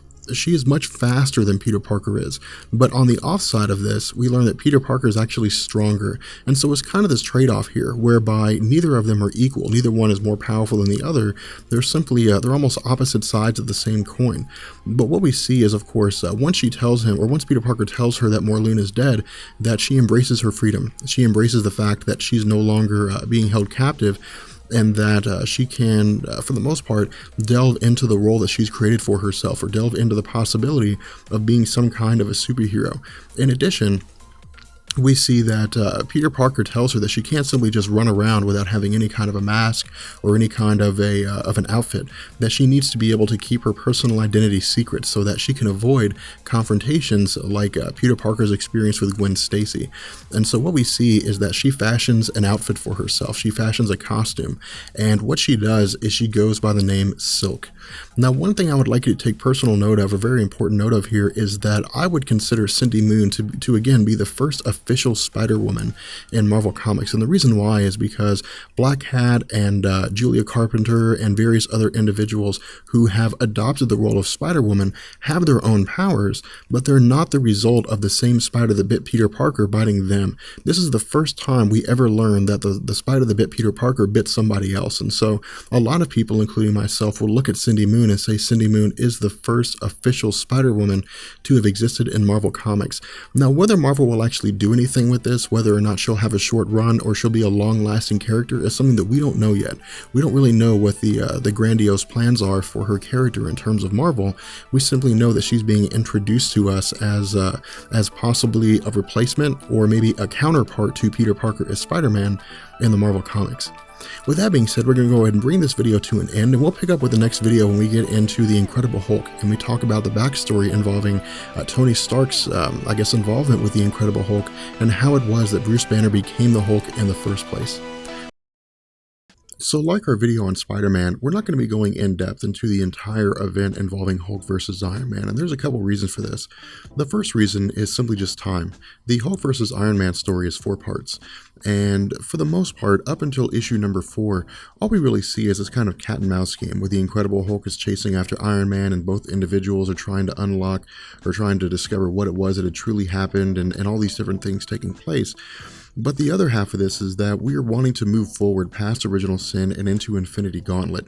And so in order to ensure that this happens, we're going to go ahead and jump a little bit when it comes to the Incredible Hulk versus Iron Man story. Now, if you're curious with the backstory, if you're interested in knowing the kind of things that went on and what the relationship was like between Bruce Banner and Tony Stark, then Comic Story and Benny has a really good video up where he covers a lot of this backstory stuff. But what we need to do before we get into the Original Sin revelation is we need to jump back to May of 1962, and we need to go over the Incredible Hulk issue number 1 and Marvel's revelation to us to how it is that Bruce Banner became the Incredible Hulk. And what we learn here is that Bruce Banner, along with a colleague named Igor, is looking to set off or to detonate something called the Gamma Bomb. Now, the Gamma Bomb was supposed to be the next step in the weapons arsenal of the United States. It was supposed to be a bomb that was designed to have such a high yield, such a high magnitude that it would in effect just scare people off. People just wouldn't want to confront the United States because of the kind of weaponry that's being developed here. In addition, we see that a teenage kid, some young kid, was able to make his way into the testing area where the bomb is supposed to detonate, and that if this bomb goes off while that kid is there, then the kid will be killed. And so in an effort to ensure safety all around, Bruce Banner races off to try to rescue this young teenage kid and try to get him out of the danger zone. But what we see here is that his colleague Igor is actually a Russian in disguise, and he's a spy spy for the Russian government. And so what he rationalizes here is that he can kill Bruce Banner by setting off the bomb prematurely, and that when Bruce Banner is in the testing area, Bruce Banner will be totally eradicated, and Igor will be the only other person who is aware of what's going on and how to use this gamma bomb technology that Bruce Banner has developed over the years. From here, we switch to the testing area, and as we can see, this young kid just seems to be sitting here playing a harmonica, just sort of hanging out and chilling and whatnot. But what we see is that while Bruce Banner grabs this young man and throws him into a trench, Igor presses the fire button. And the expectation here is that this bomb is going to kill Bruce Banner. But instead, what we see is that Bruce Banner's body is saturated with gamma rays. His entire being is completely filled with it. And so he survives. But of course, we learn that later on, this leads to him becoming the Incredible Hulk. Now from here we switch to Original Sin issue number 4, and what we learn here is that where previously it was assumed that maybe the bomb going off, that Igor's involvement was the cause of Bruce Banner becoming the Incredible Hulk, that while that was the catalyst, that was the actual action that led to it, that there's actually more to this story. And what we learn is that Tony Stark and Bruce Banner were actually colleagues at one point in time. They had worked together. But the way that Marvel has explained the fact that nobody seems to remember this is actually a little disappointing. Marvel simply just chalks this up to Tony Stark's alcoholism and just says that, because Tony Stark was an alcoholic, because he has blank patches in his mind, that he just doesn't remember it. Which, if I can be a little frank here, I think is sort of lazy writing. But what we had seen previously is that General Thunderbolt Ross, who of course Bruce Banner had approached with regards to the Gamma Bomb project, had enlisted the aid of Tony Stark to investigate the shielding due to an argument that Tony Stark and Bruce Banner had, whereby Tony Stark said that Bruce Banner was holding back the capabilities of the bomb by shielding the explosion. And so what we see is that General Thunderbolt Ross has tasked Tony Stark with investigating the shielding, to seeing if maybe this is true, to seeing if there's a way to get the most bang for their buck, so to speak, to make the bomb as potent as possible while still allowing it to still be controllable. And so what we see is that Tony Stark, as he's continuing to investigate this bomb, begins to talk to us about how if just one of these pieces went bad, if just one of these pieces were missing, it could set off a chain reaction that would be absolutely catastrophic. And initially, the way he explains it to us, he's kind of arguing with himself that maybe in his drunken state, he's considering allowing this to happen. He's considering maybe removing one of these pieces and allowing Bruce Banner's bomb to screw up, and possibly Bruce Banner being either discredited or maybe even killed in the process. But we see that Tony Stark rationalizes with himself that Bruce Banner's his friend, and that while he may not like him very much, that he doesn't need to take the road of effectively murdering him. We also see that, again, the alcoholism of Tony Stark coming into play when he says that he doesn't care for himself too much either, but that's no reason to take out this on Bruce Banner. What we also see is that Tony Stark, while he's continuing to investigate the bomb, comes to the realization that the shielding that's been placed over the bomb will actually do the opposite of what Bruce Banner is expecting, that the shielding is going to cause the bomb to explode on a much higher scale instead of confining the explosion of the bomb. And so try to think of this in terms of the damage that could be done if you had maybe a grenade that you sat on top of a table and you allowed the grenade to go off. The grenade would be very destructive. It would destroy a lot of different things. But if you wrapped the grenade in sheet metal and then you allow the grenade to go off, the destruction would be even worse. And so what we see is Tony Stark rationalizing that this is the case, that because there is too much shielding, the bomb is going to be far more destructive than anybody thinks it is. And so we see that he begins to go through the process of modifying the gamma bomb, and he simply modifies it in such a way to where he removes some of the shielding so that the explosion, the destruction won't be nearly as bad. We also see him in a little bit of a comedic way talking about how while Bruce Banner is a pacifist, that he's able to take out or able to make one heck of a bomb, but we also see Tony Stark again arguing with himself and debating as to whether or not he's actually going to tell Bruce Banner that he's made these modifications, and that these modifications will keep Bruce Banner safe, that it will keep the observers along with Bruce Banner from being killed in the explosion. From here, we transition back to Bruce Banner and Tony Stark, as the two of them are having a conversation out in the desert, which of course is where we had picked up before we had gotten into our discussion on the original Sin memories. But what we see here is that while Bruce Banner and Tony Stark are talking, Bruce Banner is satisfied with his explanation. Bruce Banner doesn't realize, at least as far as he can tell, that Tony Stark had basically saved his life and saved the lives of various observers, which include Betty Ross. And so we see that for the most part, Bruce Banner, who was initially angry with Tony Stark, has now calmed down. He now feels like it's really his fault that he became the Incredible Hulk, that it's not actually the fault of Tony Stark. But what we learn as Bruce Banner begins to leave is that Tony Stark didn't tell him everything, that not everything involving the events of Bruce Banner becoming the Incredible Hulk were explained by Tony Stark to him. And what we see is that Tony Stark is in a drunken state on his bed, and he's mulling over what he's going to say to Bruce Banner. He activates the voice dictation system, and he begins to effectively just speak what it is that he wants to say in an email. And what he tells Bruce Banner is that he's fixed his bomb, that he has enabled the bomb to detonate the way it's expected to by removing some of the shielding. In addition, the part that is most poignant here, the part that is the most important here, is Tony Stark's revelation of the fact that he was aware that the possibility existed that the saturation of gamma rays into the cells of an organism could very well transform that organism. And this is what he tells Bruce Banner. He tells Bruce Banner that he looked at the energy emission spectrum and that there was all kinds of crazy things in there, and that he knows some individuals who have worked with morphogenic technology, and that most likely the gamma ray explosion will cause a change in the biomatter, will cause a change in the cells of whichever organism is exposed to that much gamma radiation at one point in time. Now, this doesn't mean that Tony Stark knows that Bruce Banner is going to become the Incredible Hulk, or that if he was exposed to the gamma rays that he would become the Incredible Hulk. It's simply Tony Stark telling Bruce Banner that exposure to the gamma rays would cause some kind of cell mutation, would cause something to happen within the body that could have an adverse effect or could have a beneficial effect. And so he asked Bruce Banner to take a second look, to take a look before he sets off the gamma bomb. But what we see is that when Bruce Banner arrives at his lab the next day to analyze the gamma bomb, to go over his findings and studies, that he sees the email from Tony Stark, but that he promptly deletes it without ever looking at it to see what it is.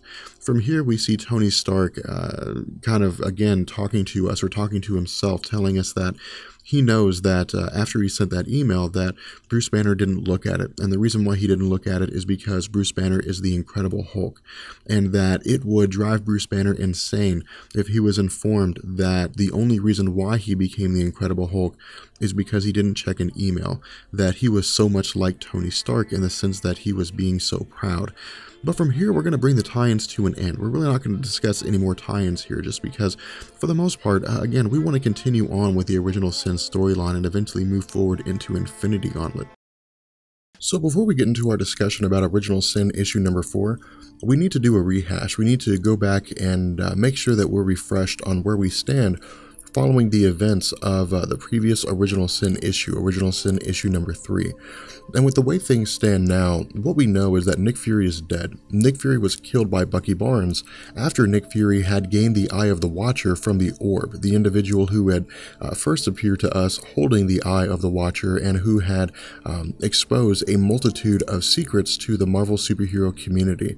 What we also have going on here is an independent investigation of sorts. Of course, we have Wolverine and the Incredible Incredible Hulk, trying to piece things together on their own, trying to figure out what in the world is going on. But more than that, we have three groups of superheroes who have been set on the path of this investigation as to what the unseen is and to who it was that killed the Watcher by some anonymous individual, some person who we just simply haven't been told what his identity is yet. And these groups are Moon Knight, Gamora, and the Winter Soldier Bucky Barnes, who were investigating space. And of course, they came across a planet that had been killed by this unknown individual.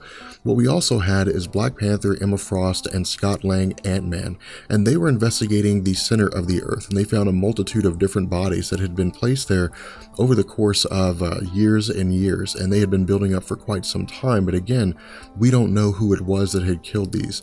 What we have for our last group is Doctor Strange and the Punisher, and they're investigating extra-dimensional things. They're delving into the realms of Doctor Strange, into the various dimensions of Doctor Strange, and they're conducting their own investigation as they come across various bodies that have been destroyed, or bodies that have been killed by whoever this anonymous individual happens to be.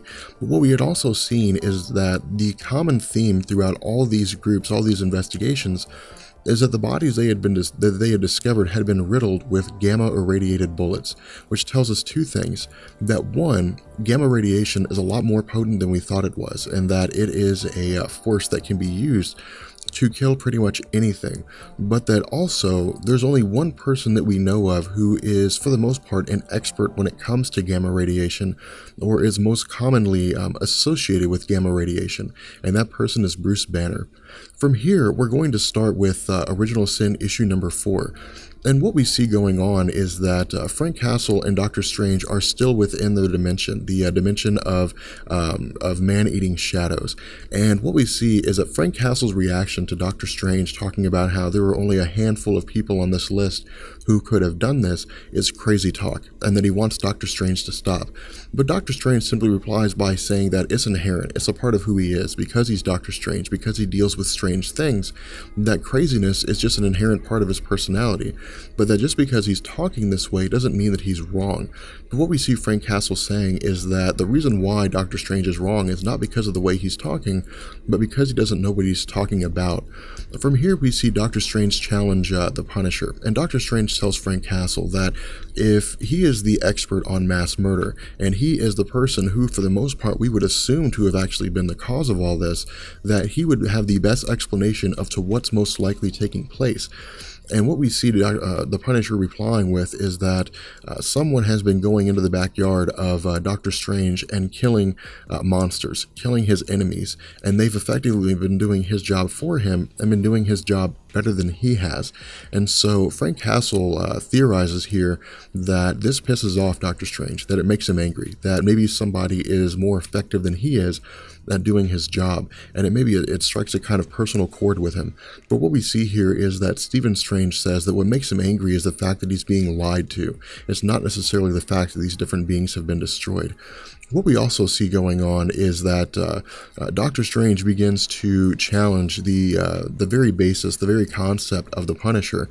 With Frank Castle, what we most commonly see is that when he's on his endeavors and he's killing various individuals or he's attempting an investigation of some kind, very few people lie to him. And the reason why is because for the most part they know that Frank Castle is a no-nonsense man, that he'd be just inclined to kill the person that he's interrogating as continue to let them talk, and so it's in their best interest to tell him what he wants to know in order to continue with their life. And so we see Doctor Strange using this. Doctor Strange asks Frank Castle if it's been so long since anybody lied to him, or is it simply that he's so used to lying to himself that he's unable to detect when he's being lied to.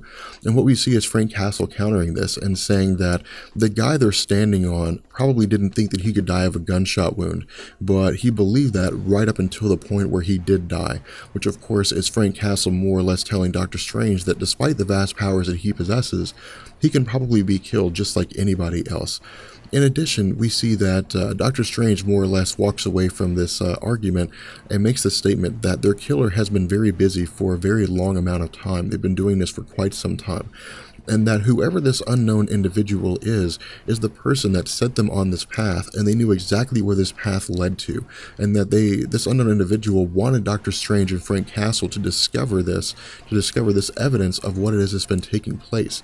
From here, we see that Frank Castle begins to more or less, I wouldn't go as far as to say reconcile, but to understand where Doctor Strange is coming from, and he simply replies by asking him if he doesn't trust anybody else, and he answers his own question by saying good. He says that Doctor Strange isn't necessarily dumb as he thought he was, but what we see Frank Castle doing here is demonstrating a level of intelligence that is actually kind of uncharacteristic for Frank Castle. Not to say that he's a dumb character, but we see him saying that the one person they need to be talking to right now is the one person they trust the least, which is more or less this individual that set them on the path of this investigation. What we also see is that Frank Castle and presumably maybe other members of these investigation teams don't know about the other investigations. We see that Frank Castle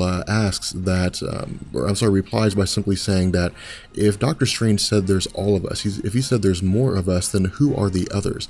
And Doctor Strange says that if Frank Castle thought that their team up was a little strange, then wait until he meets the rest of the group. And this is an indication to us that maybe there's only one individual in each group that knows, for the most part, everything that's going on, or at the very least knows about the other investigations that are taking place.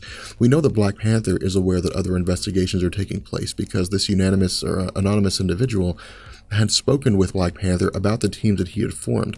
But we also know now that Doctor Strange knows about the other teams, but we're not really sure if Bucky Barnes is aware of the other teams, or Gamora, or even Moon Knight. From here, we switch back to Bucky Barnes, and what we see is that Bucky Barnes has arrived on the blue area of the moon. Now again, Bucky Barnes is currently in possession of the eye, since he had killed Nick Fury and taken the eye from him. But what we see is Bucky Barnes talking into his wrist, into some kind of a communicator maybe, and telling whoever it is that is on the other side of this communicator listening that he knows he's out here, and that he knows he can hear him, and that he's coming for him. And so we see that Bucky Barnes holds up the head of Nick Fury and simply says that he's bringing a friend. From here, we transition back to Black Panther, Emma Frost, and Scott Lang. And what we see is that, again, they're getting news reports, they're getting information to them, which tells them two main things. One, that Dr. Midas is supposedly behind this event, that Dr. Midas is in some way tied into what it is that's going on. And we see that Scott Lang chimes in by saying that he's heard of Dr. Midas, that he's extremely rich, but he's extremely weird. He says that he could see him being the one that killed the Watcher, but not the one that's killed all these different aliens and organisms and monsters and whatnot. But then we see Emma Frost using her experience with the Hellfire Club to chime in and to say that when men get bored, when extremely wealthy men get bored, they'll do almost anything to ease the boredom. And so we see her talking about how this idea of perhaps going on a hunt for various monsters and various individuals would be a very challenging thing, and would probably eliminate the boredom in the life of this very rich and powerful man. She goes on to tell us that when she was in the Hellfire Club, presumably when she was with Sebastian Shaw and of course Jason Wingard and various other individuals, that she had seen them use their powers to manipulate other individuals for sheer enjoyment, for no other reason than the fact that they could. What we also see here is that Scott Lang tells Black Panther that they're heading to the surface, that they're almost at the surface, and that they need to slow down. But we see that Black Panther doesn't do it, that Black Panther continues on at the same speed, for the most part indicating that they're actually getting ready to leave the planet entirely. We see that Emma Frost tries to use her ability to read the mind of Black Panther, but this is unsuccessful. Now again, as far as my understanding goes with Black Panther, due to his mystical abilities and various technologies at his disposal, he's able to disrupt the ability for individuals to read his mind. But again, this is something that I wouldn't go as far as to say that I'm 100% sure of. But what we see Black Panther doing is replying to Emma Frost to simply stay out of there. And Emma Frost describes Black Panther's mind as a bear trap wrapped in barbed wire that someone set on fire, which indicates to us that Black Panther does indeed have some kind of mental conditioning that keeps telepaths from being able to read his mind. What we also see is Black Panther replying to a question of Scott Lang.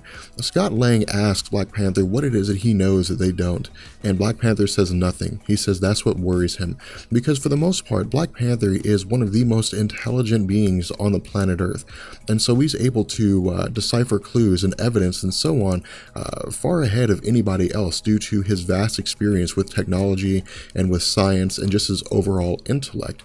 But the fact that he doesn't know anything more than anybody else does gives him pause for concern. But what we see is that their ship is actually heading into space, that their ship is traveling towards the moon. From here, we transition back to Wolverine and the Incredible Hulk, and what we see is that they've arrived at the Avengers Tower where they've learned that Nick Fury is dead, and Nick Fury, of course, has been beheaded. But what we see is that when Wolverine uses his ability to track scents, that he realizes this is Bucky Barnes.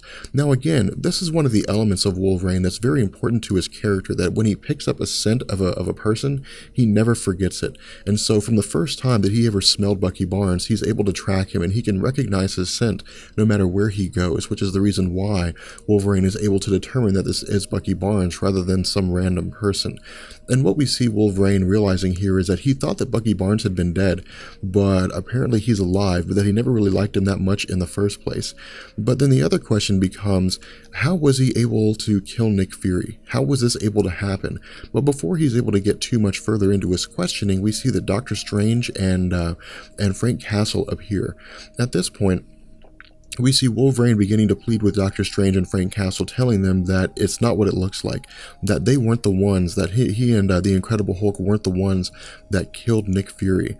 And what we see is Doctor Strange maybe perceiving the fact that that seems to be the case, that it looks like Wolverine and the Incredible Hulk killed Nick Fury. And because of all the lies that they've experienced, because of the fact that they're wrapped up in this whodunit mystery of sorts, and they don't really trust anybody, they're erring on the side of caution and assuming that Wolverine and the Incredible Hulk were the ones who killed Nick Fury. From here we see Doctor Strange use his powers to bind Wolverine. Now again, these are the crimson wraps, I think, of Cyttorak.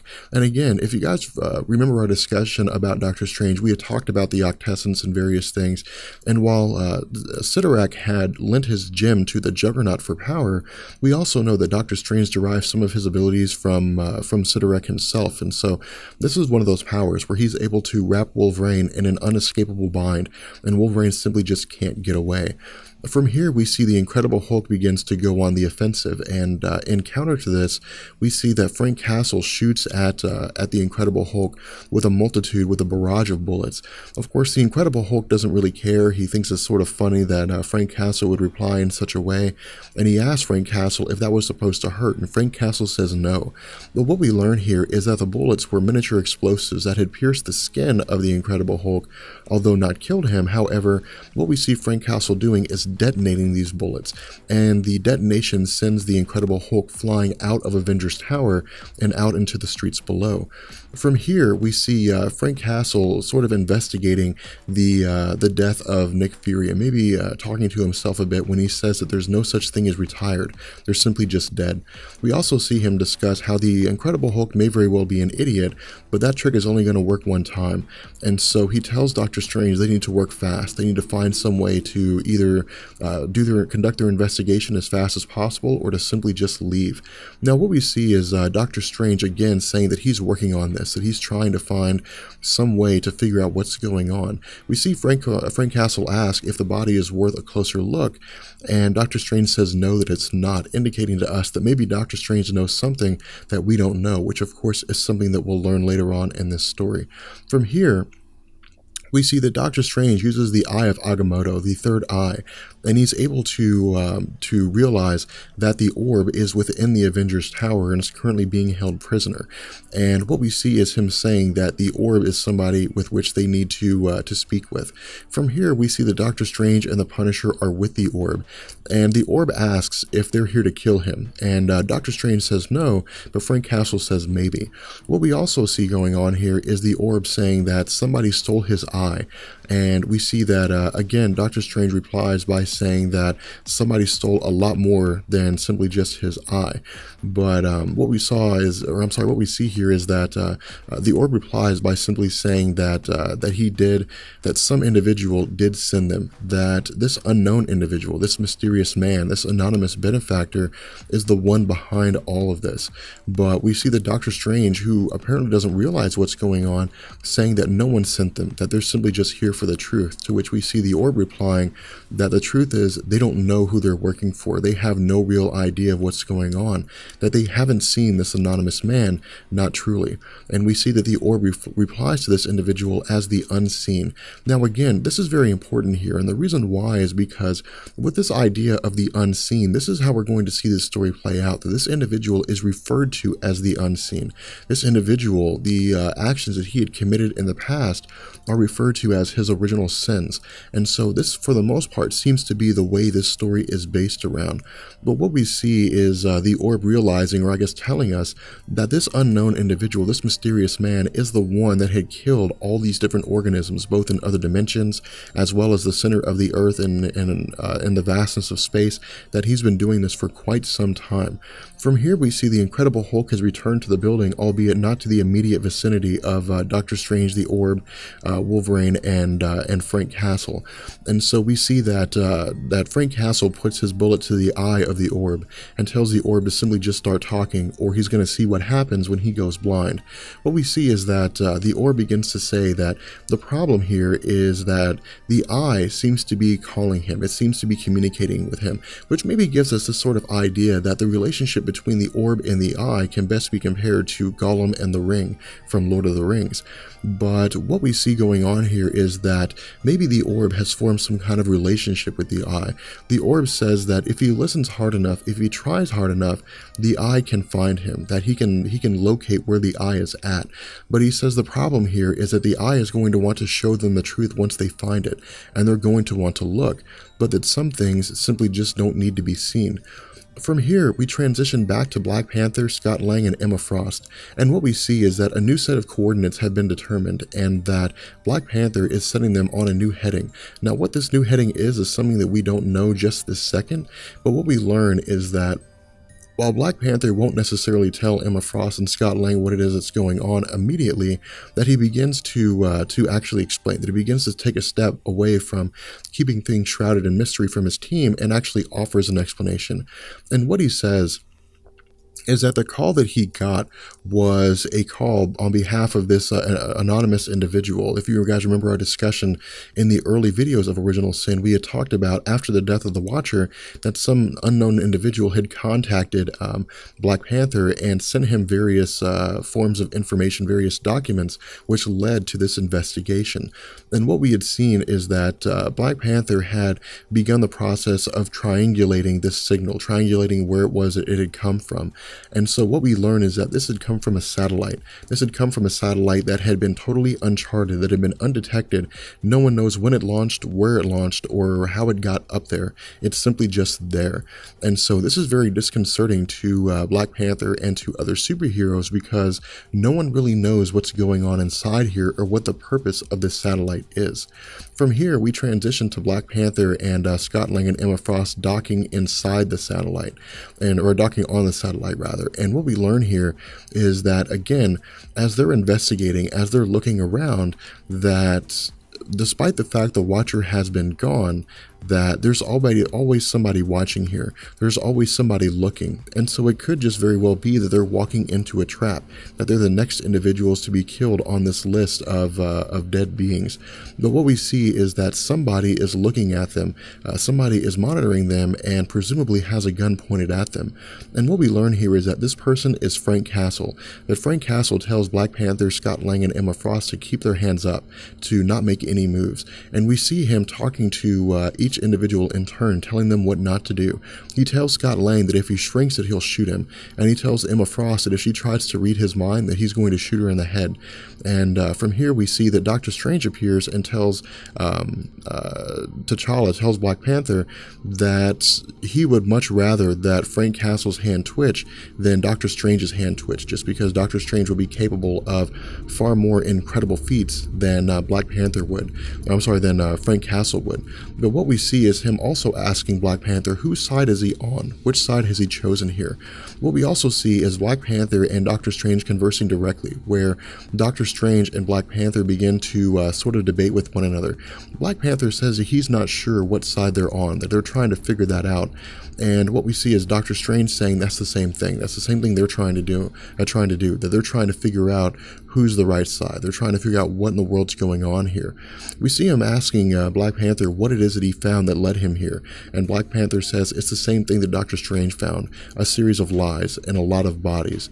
And we see that he says he doesn't know who began all of this. He doesn't know where all this started, but he does know where it is that all the lies began. From here, we transition to, again, Doctor Strange telling these individuals, telling Scott Lang and Emma Frost and Black Panther that they managed to get here by virtue of the orb doing its best to communicate or to track the location of the eye. What we also see is that the orb is no longer, or as Doctor Strange explains it, is no longer in possession of the Watcher's eyes, that the Watcher's eye is now missing, but no one really knows where it is. What we also see the orb saying here is that the eye is screaming, that the eye is near, the eye is relatively close to where they're at.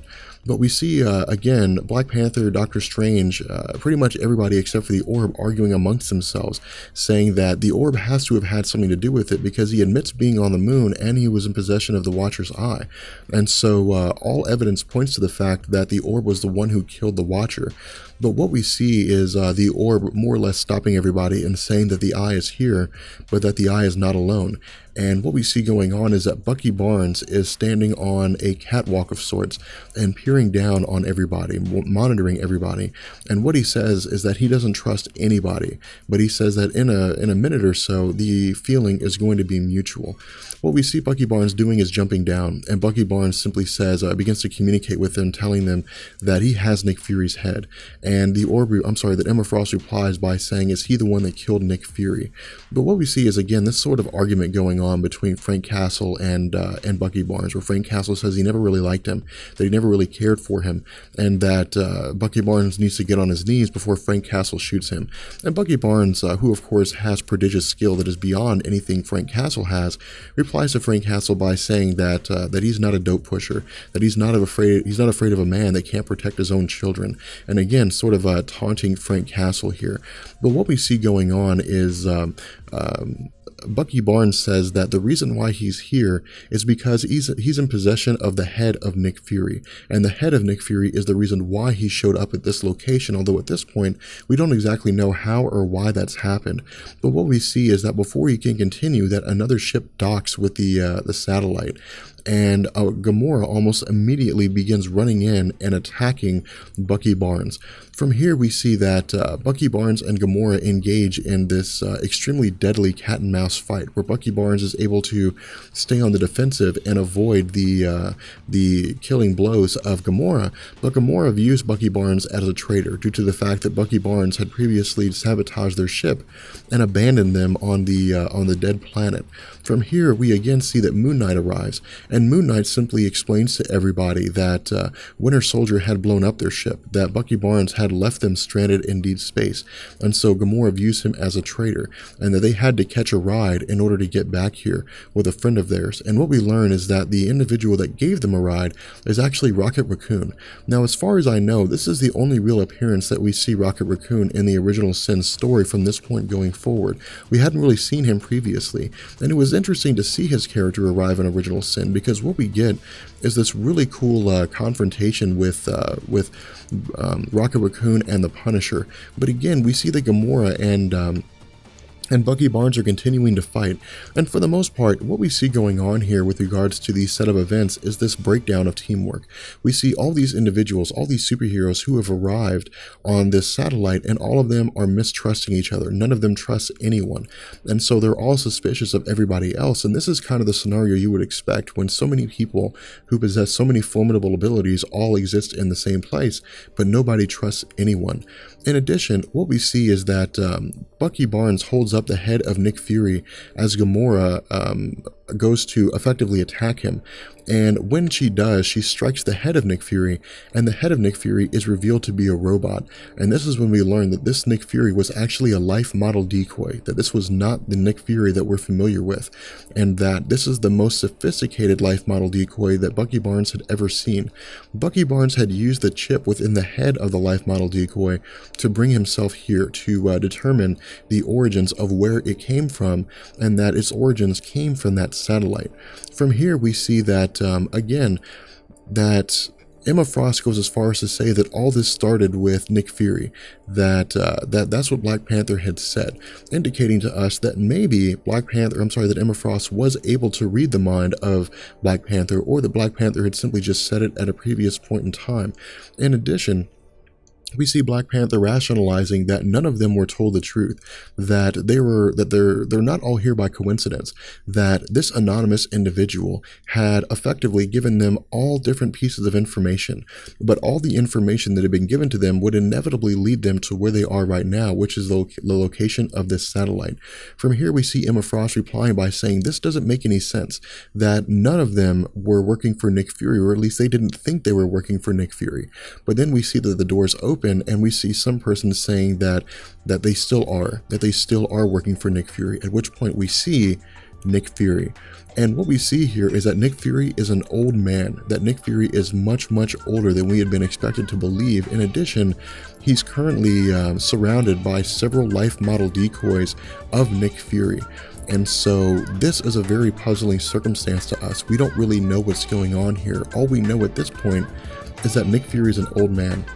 With that being said, we're going to go ahead and bring this video to an end, and in the next video we'll pick up with what's happened. We'll pick up with the backstory of Nick Fury, with what had been going on with this whole origin. So Original Sin issue number 5 is going to bring an answer to a lot of questions that we have. One of the most common questions being, what is the unseen? What is that referring to, and how is it that Nick Fury ties into all of this? Now, in order to make this video make sense, I would highly suggest that you guys go back and watch my discussion on Nick Fury. And the reason why is because that video will give us Nick Fury as he'd been presented by Marvel Comics up until this point. And so what this video will do is fill in the blanks. It'll tell us what Nick Fury had been doing on the other side of that video, what he had been doing when he wasn't appearing in Marvel Comics, when he wasn't a part of any major storyline.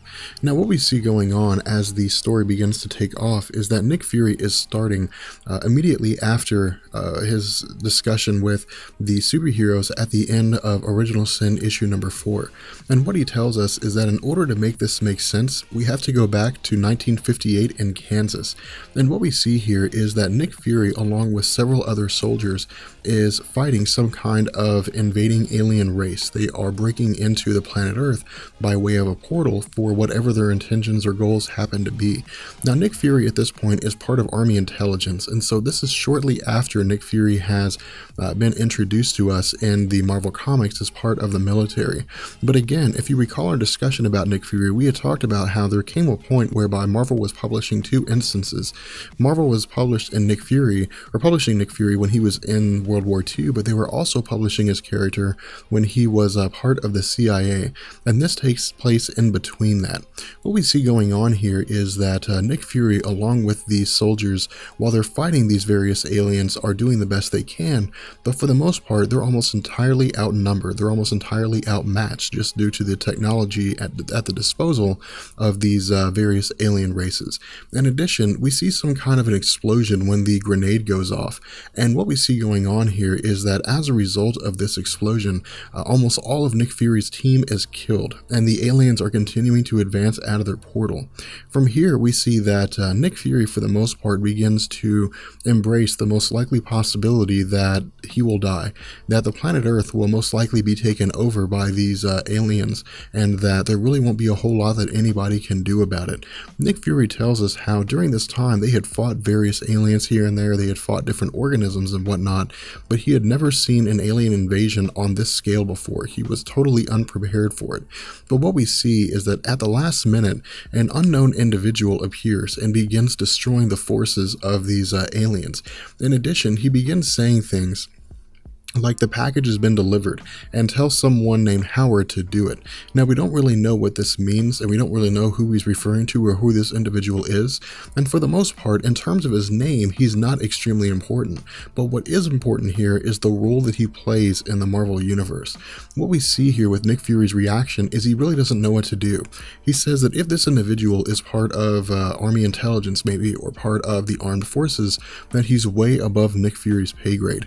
In addition, we see that as this individual is fighting various aliens, that he is injured, and when he's injured, the result is that he's injured in a mortal way.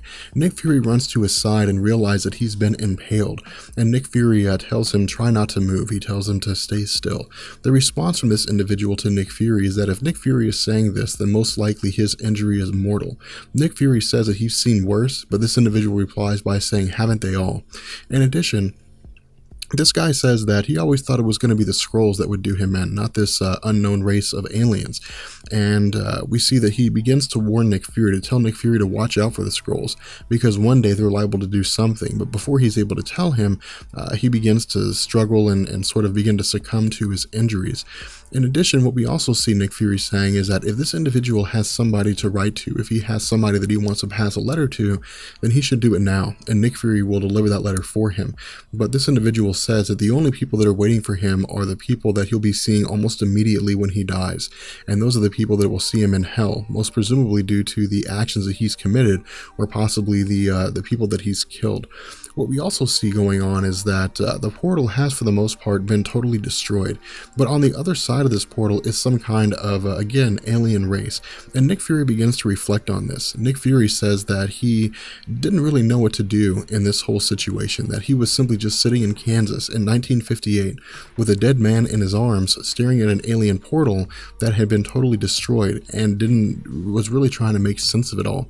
He said that, of course he saw different aliens screaming and so on, and that while they were being killed, that in the end it was just strange, that it was something that he wasn't really used to, that he wasn't really able to deal with, because he'd never experienced anything like that before. We see that in the end, this individual succumbs to his injuries, but then we see that another unknown person runs up, and he says that the bomb that's been used is going to make him make a small fortune for him. In addition, he refers to this unknown man as Woody, and this is when we learn that this individual's name is Woodward McCord, or at least we learn it later on. And what we see going on is that Nick Fury immediately stands up and points a gun at this unknown individual. This unknown individual tells Nick Fury that he's a good guy, that he's not here to hurt anybody, and Nick Fury thinks that he begins to recognize him, but then we see this unknown individual sees the body of Woody, and he asks Nick Fury if Woody is dead. Nick Fury says yes, and as a result, this man introduces himself to Nick Fury. What he says is that his name is Howard Stark, and begins to say that he believes they may have met before, but before he can say anything else, Nick Fury cuts him off and asks him, who is this man that just died to save the world? In addition, we see that from here, Nick Fury and Howard Stark are traveling to some unknown destination, and Howard Stark begins explaining what it is that's been going on. What he tells Nick Fury here is that this wasn't the first time that the planet's been invaded by aliens.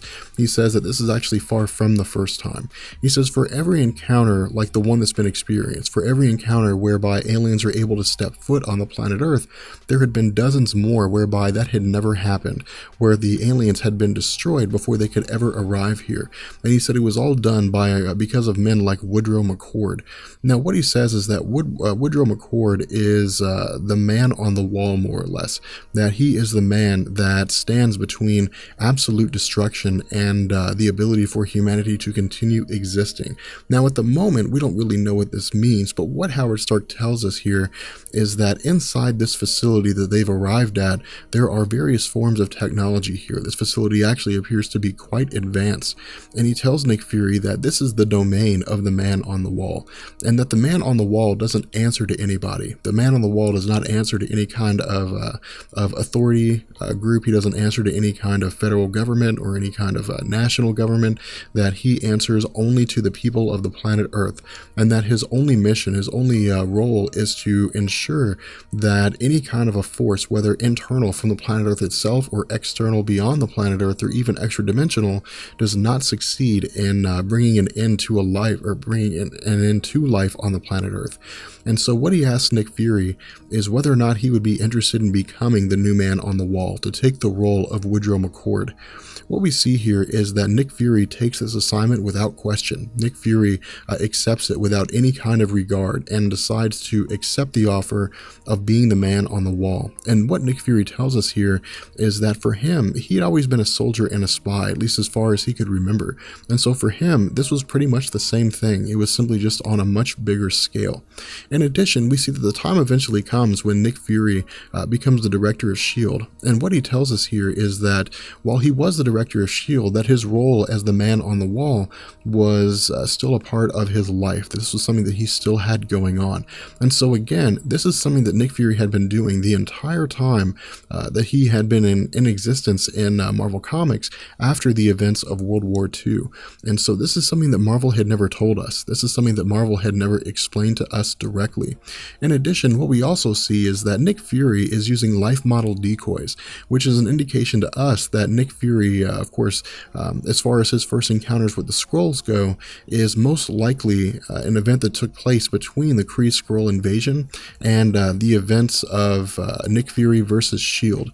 Now, whether or not this means that the most likely scenario here is that one came before the other is something that we're not entirely sure of, because in a lot of ways, Marvel is sort of bad when it comes to chronology in terms of establishing dates.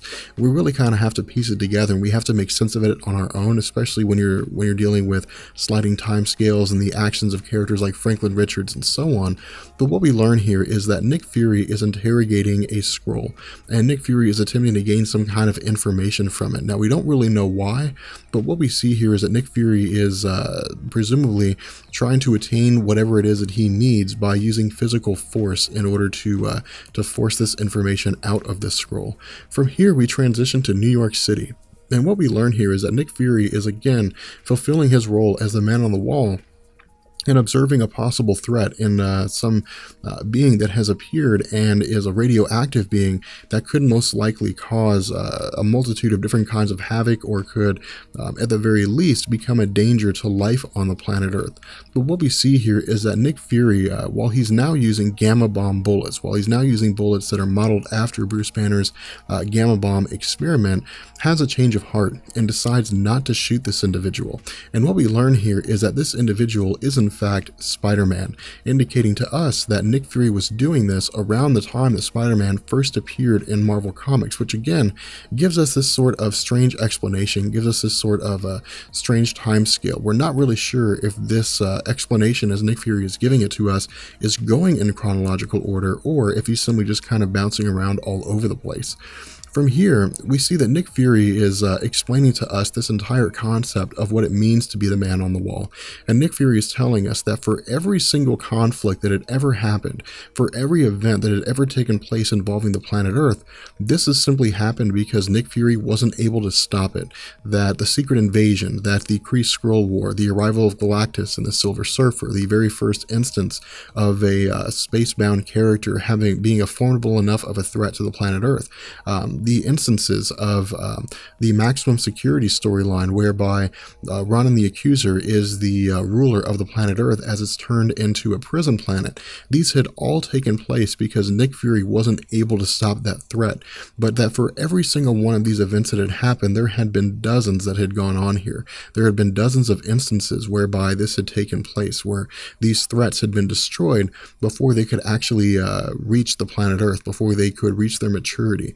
In addition, what we see here is that while Nick Fury tells us that Howard Stark and various other individuals, almost anybody who knew that he was the man on the wall, had long since been dead, that while he believed he was the only person who actually knew everything that was going on, that there was one other person who had seen everything, and that person was Uatu the Watcher, which tells us that this is the unseen. This is what Marvel's referring to when they say the unseen.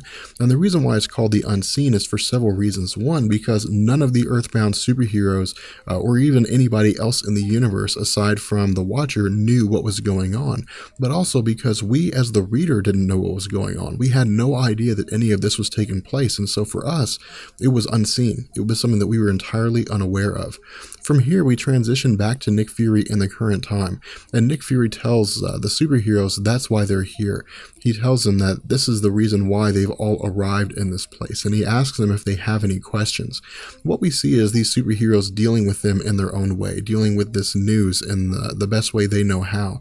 We see that Doctor Strange says that this doesn't make sense, that what Nick Fury is confessing to can't be true because this isn't the Nick Fury that he knows. But the question that has to be asked here is, has Doctor Strange ever actually dealt with the real Nick Fury? Or has every instance where he's met Nick Fury been Nick Fury using a life model decoy? Has it been Nick Fury simply hiding on a satellite near the moon and Doctor Strange and various other superheroes all talking to life model decoys, which seems to be the case. It seems to be that ever since the introduction of life model decoys in the Marvel Comics, that no one has ever actually talked to Nick Fury, that everybody has been communicating with life model decoys all this time. But again, this is something that Marvel doesn't really go into a deep explanation about.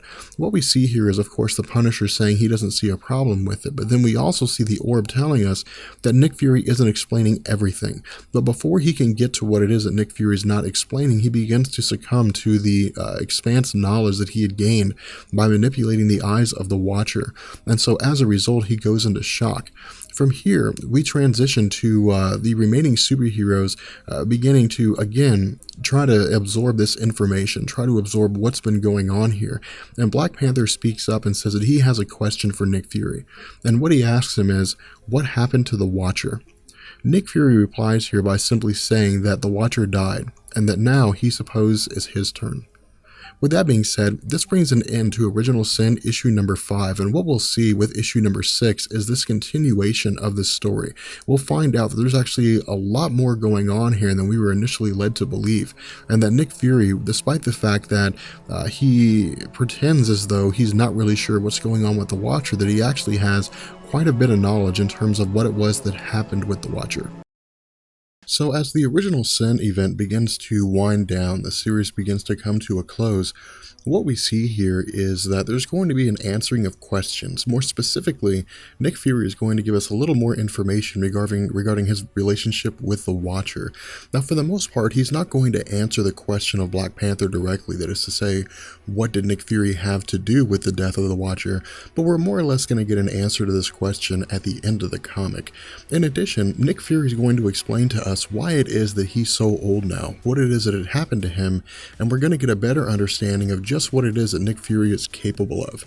And what we see going on as this story begins to open up is that the Orb is somehow transforming. Something is happening to him and he doesn't quite know what it is.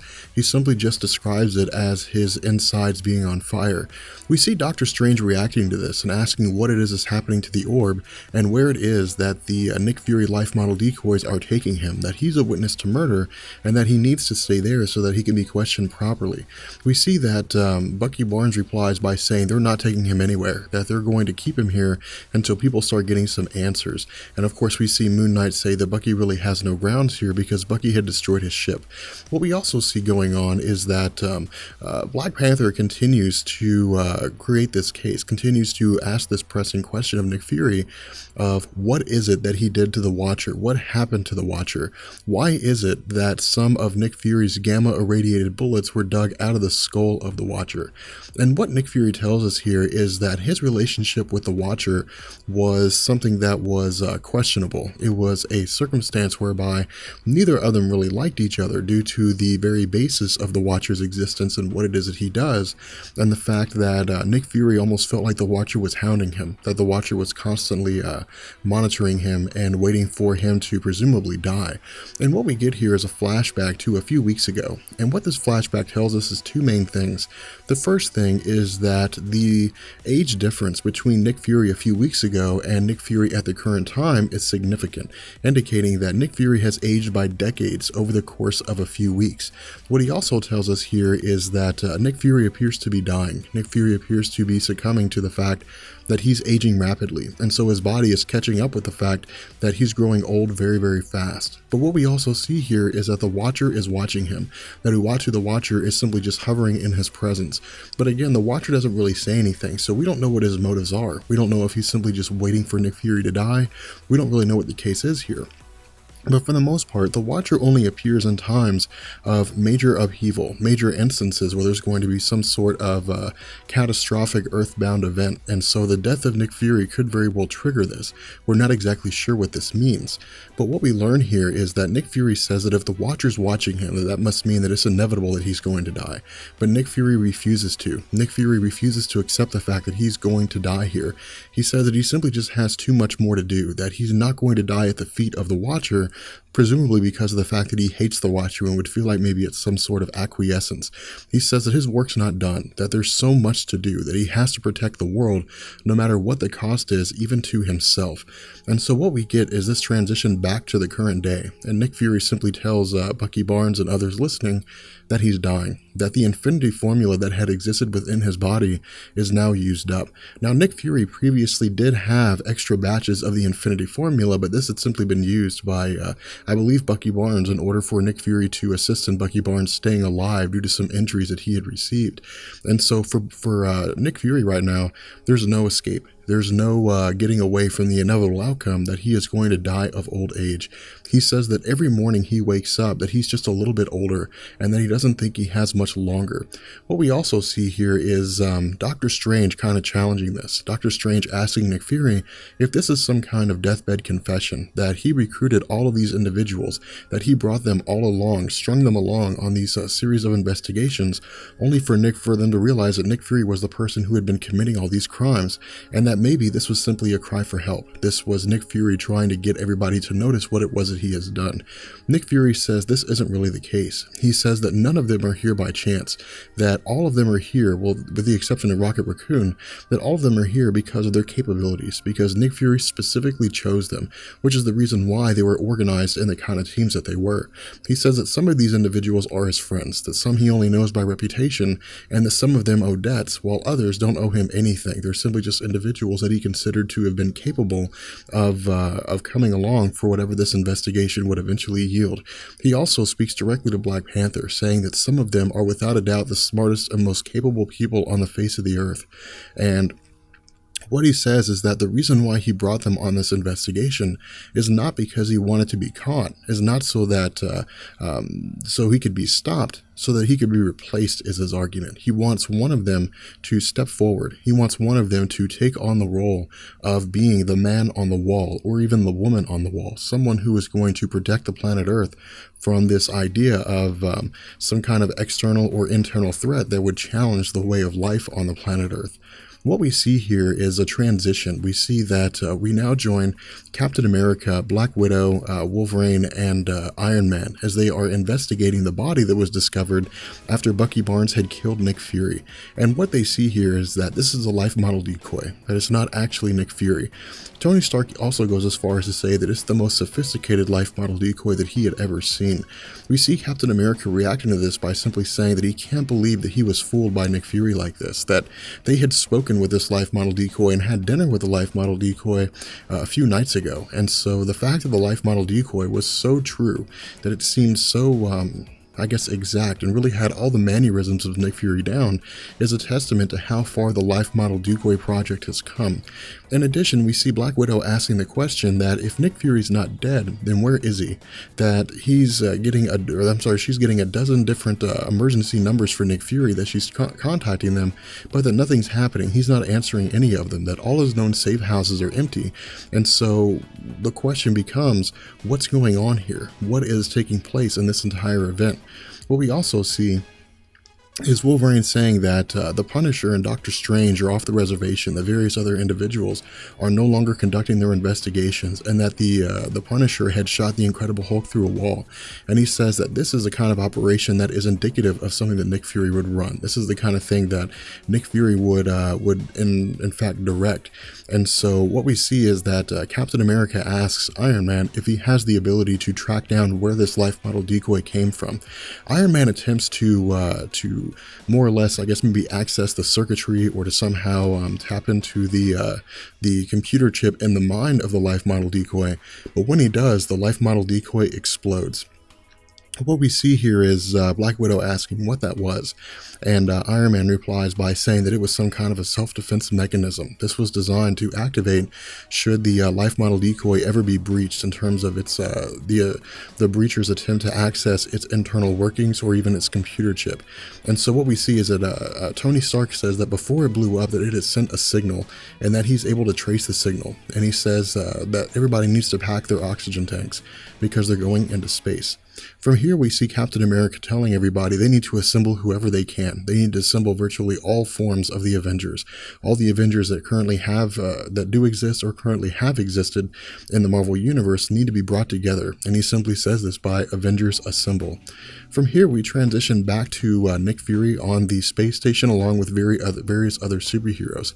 And of course, we pick up with them with the explanation of Nick Fury and him telling them that he wants one of them to be the last man or woman on the wall. And what we see is Scott Lang replying to this. Scott Lang finds it very hard to believe that he's somebody who would be capable of being the man on the wall, that for whatever reason he doesn't seem to possess the kind of fortitude or the willingness to kill that would be necessary to play this role. We see that Nick Fury telling Scott Lang not to doubt himself, that Scott Lang has the ability to carry out this kind of a role, even if he doesn't necessarily believe it himself. In addition, we see that Doctor Strange says that he thinks that maybe the physical conditioning of Nick Fury has affected his mind, that for whatever reason, he's not necessarily functioning the way that he's supposed to. He's somehow maybe looking at things weird. He says there's no need for this kind of a role to be played out, that the superheroes have fought various foes day in and day out, and they've succeeded in defeating pretty much all of them, and while some weren't defeated immediately, they were defeated in the long run. But what we see Nick Fury doing is replying to this by saying that someone who's been and had the kind of experience that that Doctor Strange has had really shouldn't be this naive, and that the fact that Nick Fury was out there being the man on the wall and destroying the foes that Doctor Strange and these individuals weren't even aware of is a testament to the fact that one, they don't understand the bigger picture, and two, his actions allowed them to be naive. His actions allowed them to play this role of saying that they defeated pretty much anybody, not realizing they hadn't defeated all the foes that were out there. From here, we see that Black Panther goes as far as to say that he's going to ask Nick Fury one last time. He's going to ask Nick Fury who killed the Watcher.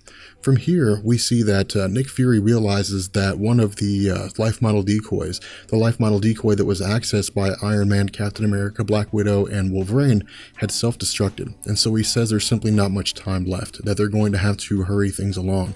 And so what we see is that he uses his walking stick to electrocute Bucky Barnes.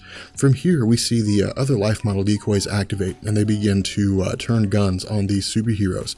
What we also see going on is Nick Fury taking the eye of the Watcher from Bucky Barnes, and we see that again Doctor Strange says that Nick Fury needs to stop this, that Nick Fury needs to understand that what he's doing here is in effect turning arms against the superheroes, and that there's no possible way that he could succeed here.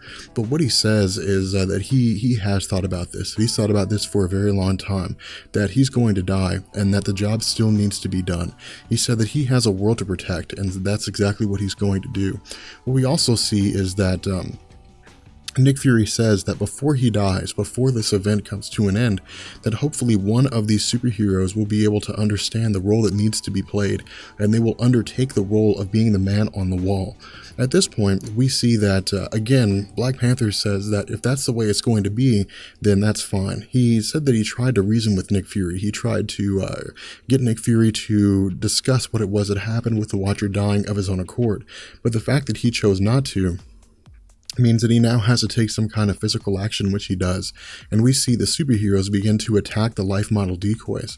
From here, we jump to Nick Fury as he's re-entering his, going back into his laboratory, and what we see is that he approaches the orb, and the orb says that he thinks he's beginning to change, that he's like a caterpillar with an eyeball for a head, and that he's changing into something new. Now, whether this is true or not is something that we don't know. We don't really know what it is that's taking place with the orb. All we know is that for some reason, he's reacting to the eyes of the Watcher in a way that nobody else really has, while other individuals, like the mindless ones, took on some sort of telepathic abilities or took on enhanced mental powers more so than they had ever previously had, that the orb is somehow changing physically, that his body is physically reacting to this.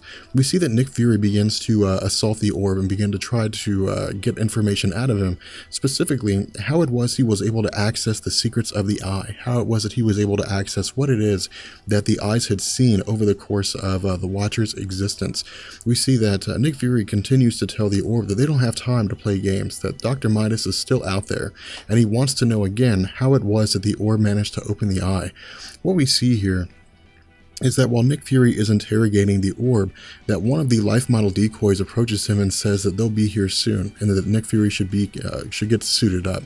What we also see going on here is that Nick Fury takes the eye and puts it into a container of sorts, puts it into some kind of a box.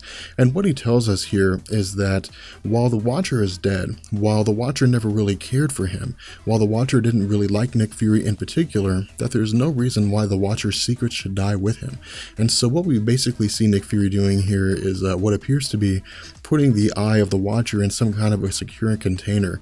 From here, we see that one of the life model decoys, who is continuing to fight the superheroes outside of this laboratory door that Nick Fury has locked, tells Scott Lang that they have to understand what Nick Fury was doing, that the truth is that Nick Fury was simply trying to save the world. From here, we see that this life model decoy has for the most part been destroyed, and that Doctor Strange is trying to open the door to the laboratory, but the laboratory appears to have some kind of magical safeguards, and Doctor Strange is curious as to how it was Nick Fury was able to do this, how he was able to safeguard against the magic that Doctor Strange possesses. What we also see is that while these individuals are trying to break into this room, that Doctor Strange, using the third eye, realizes that they may not necessarily have to be the ones to break in there, that for the most part, help is on the way. And what we see is that the life model decoys are reacting to the fact that there's been a hull breach in Sector 9, and they begin to activate all of the existing life model decoys on the space station. From here, we see that a full organization, or a full grouping of the Avengers, have arrived, and we see the Falcon, Thor, the Incredible Hulk, Spider-Man, Miss Marvel, Iron Man, and various other individuals as they begin to descend upon the satellite and effectively do the best they can to more or less destroy Nick Fury, or to at the very least bring a stop to his actions. From here, we see that Captain America demands of one of the life model decoys the location of Nick Fury, where the real Nick Fury is, and to tell him that the Avengers are here. He says that there's no more secrets, that there's not going to be any more lies. From here, we see that there's some sort of flash of bright light, and some individual says no more secrets, and that they agree, and that apparently so does everybody else. And what we see going on here is that Nick Fury arrives in his complete suit, saying that his eyes are all open. And what we see is that Nick Fury actually has both eyes of the Watcher, indicating to us that it was in fact Nick Fury himself who had actually been the one to kill the Watcher. From here, we're going to go ahead and bring this video to an end, and what we're going to find out in Original Sin issue number 7, and especially in issue number 8, is the full story. We're going to find the full event of what it is that took place, why it was that Nick Fury had killed the Watcher, and what it means for the Marvel community now that the Watcher is dead. So Original Sin issue number 7 is going to bring us the second to the end of the Original Sin series, and what we're going to get is a lot of information in a very short amount of time in this comic book, and so this story is going to go very, very fast. But what we're going to see is this transition between the past and the present. We're going to see a lot of things taking place, and we're going to get a lot of information, especially when it comes to who it was that had shot the Watcher. Now, we're not going to find out who it was that had killed the Watcher, what the fatal injury was to the Watcher. We're simply just going to learn who it was that shot him, and we're going to learn there's a lot more to this story of Original Sin than had initially been brought to us. And what we see as the story progresses is that we're transitioning into the past. We're transitioning into several days into the past. And what we see is that the orb, Dr. Midas, the daughter of Dr. Midas, Exterminatrix, and the Mindless Ones have arrived on the moon. Now again, if you recall our discussion previously in Original Sin, we had talked about how the Mindless Ones were exactly what they sounded like. They were extra-dimensional beings who were mindless. They simply just existed to carry out the will of whoever it is they could curry their favor. And at this point, they haven't been been exposed to the eyes of the Watcher, so they haven't developed any kind of abilities. This simply just gives us information as to how it was that the initial explosion of the Watcher's watchtower took place. And what we see is that the purpose of the orb and Dr. Midas and these other individuals being here is that they intend to rob the Watcher of his armament and his arms. Now, what this means in terms of what they intend to do with the various guns and armor that they intend to obtain is something we don't know, but I would go as far as to say that the only real motivation here for Dr. Midas is to expand his empire, given the alien technology that the Watcher has and the fact that there would really be nobody on the planet who would be able to oppose him just because of the power that he would possess. What we also see here is that the orb says they've come here to be reborn. They've come here to, I don't know, presumably evolve or to take the next step in possibly their evolution or become something better than what they are. Exterminatrix replies that she thought they were just here to rob the Watcher, and the orb says that too. And what we see is that as the orb and his forces approach the entrance to the watchtower, the door doesn't immediately open, and Dr. Midas thinks that the orb has brought them here under false pretenses, and of course he gets a little angry because of it, but then we see the door begins to open up. From here, we see that the group immediately takes off towards whatever they consider might be the armory, and they shout out to tell anybody if they find anything that seems like an armory. In addition, we see Exterminatrix saying that the Watcher watches everything, that he sees everything, and so it's important that they move quick because they won't have before long before the Watcher shows up. But then we see almost immediately after they enter the Watcher's watchtower that the Watcher appears. From here we see the Watchers say that he sees them, and Dr. Midas says to go to Plan B, in which case we see an explosion at the Watcher's watchtower. From here we transition back to the current day, and what we see is some sort of battle taking place on the moon, this presumably being the battle between Nick Fury and the Avengers. We see that the Incredible Hulk has been knocked towards the moon, onto the surface of the moon, and that Luke Cage appears to either be incapacitated or possibly even dead. We also see that Captain America is sending a priority alert saying that the Avengers are requesting any sort of spacefaring assistance because they're in combat on in the Earth's orbit. They're in combat on the moon, and that the target is Nick Fury. Now, with Nick Fury fighting the Avengers, one thing to bear in mind here is that while Nick Fury is able to single-handedly combat all the Avengers and successfully oppose and defeat them, that he's able to do this for several reasons. The first is because he possesses arms and armament that are of alien design, and so he's able to combat the superheroes just on a base physical scale. But also, what we will see as the story progresses is that Nick Fury is in possession of both eyes of the Watcher, and because he has both eyes of the Watcher, he knows all the secrets relating to the superheroes, and he's going to use these secrets against them. From here, we transition to Tony Stark attempting to attack Nick Fury. And Tony Stark, of course, asks the question why it is that Nick Fury is so old and whether or not he missed anything. Nick Fury replies by saying that Tony Stark has missed a lot of things over the years, that he couldn't possibly imagine all the things that he's missed, all the things that he doesn't know about. But we see that Nick Fury says that he doesn't miss, in which he shoots Tony Stark and doesn't necessarily incapacitate his armor, but is able to keep him off guard for a moment or two. What we also see here is that the Falcon and Wolverine attempt to oppose Nick Fury, and Nick Fury is able to, for the most part, despite being detained, eventually throw them off. He's able to eliminate them from being able to keep them confined. What we also see him saying, or see Wolverine saying, is that Wolverine and the various superheroes trusted him, and maybe that's where they went wrong, that they put their confidence in him, despite the fact that they didn't know exactly what it was that he was doing at the time or everything that had been going on. What we also see is Black Widow trying to rationalize with Nick Fury, asking Nick Fury to tell them what it is that's going on to help them understand. Nick Fury says he wished that he could, that he wishes there was more time. From here, we see that Captain America intervenes, and Captain America again attempts to rationalize, attempts to speak with Nick Fury and get him to understand that he's crossing this line.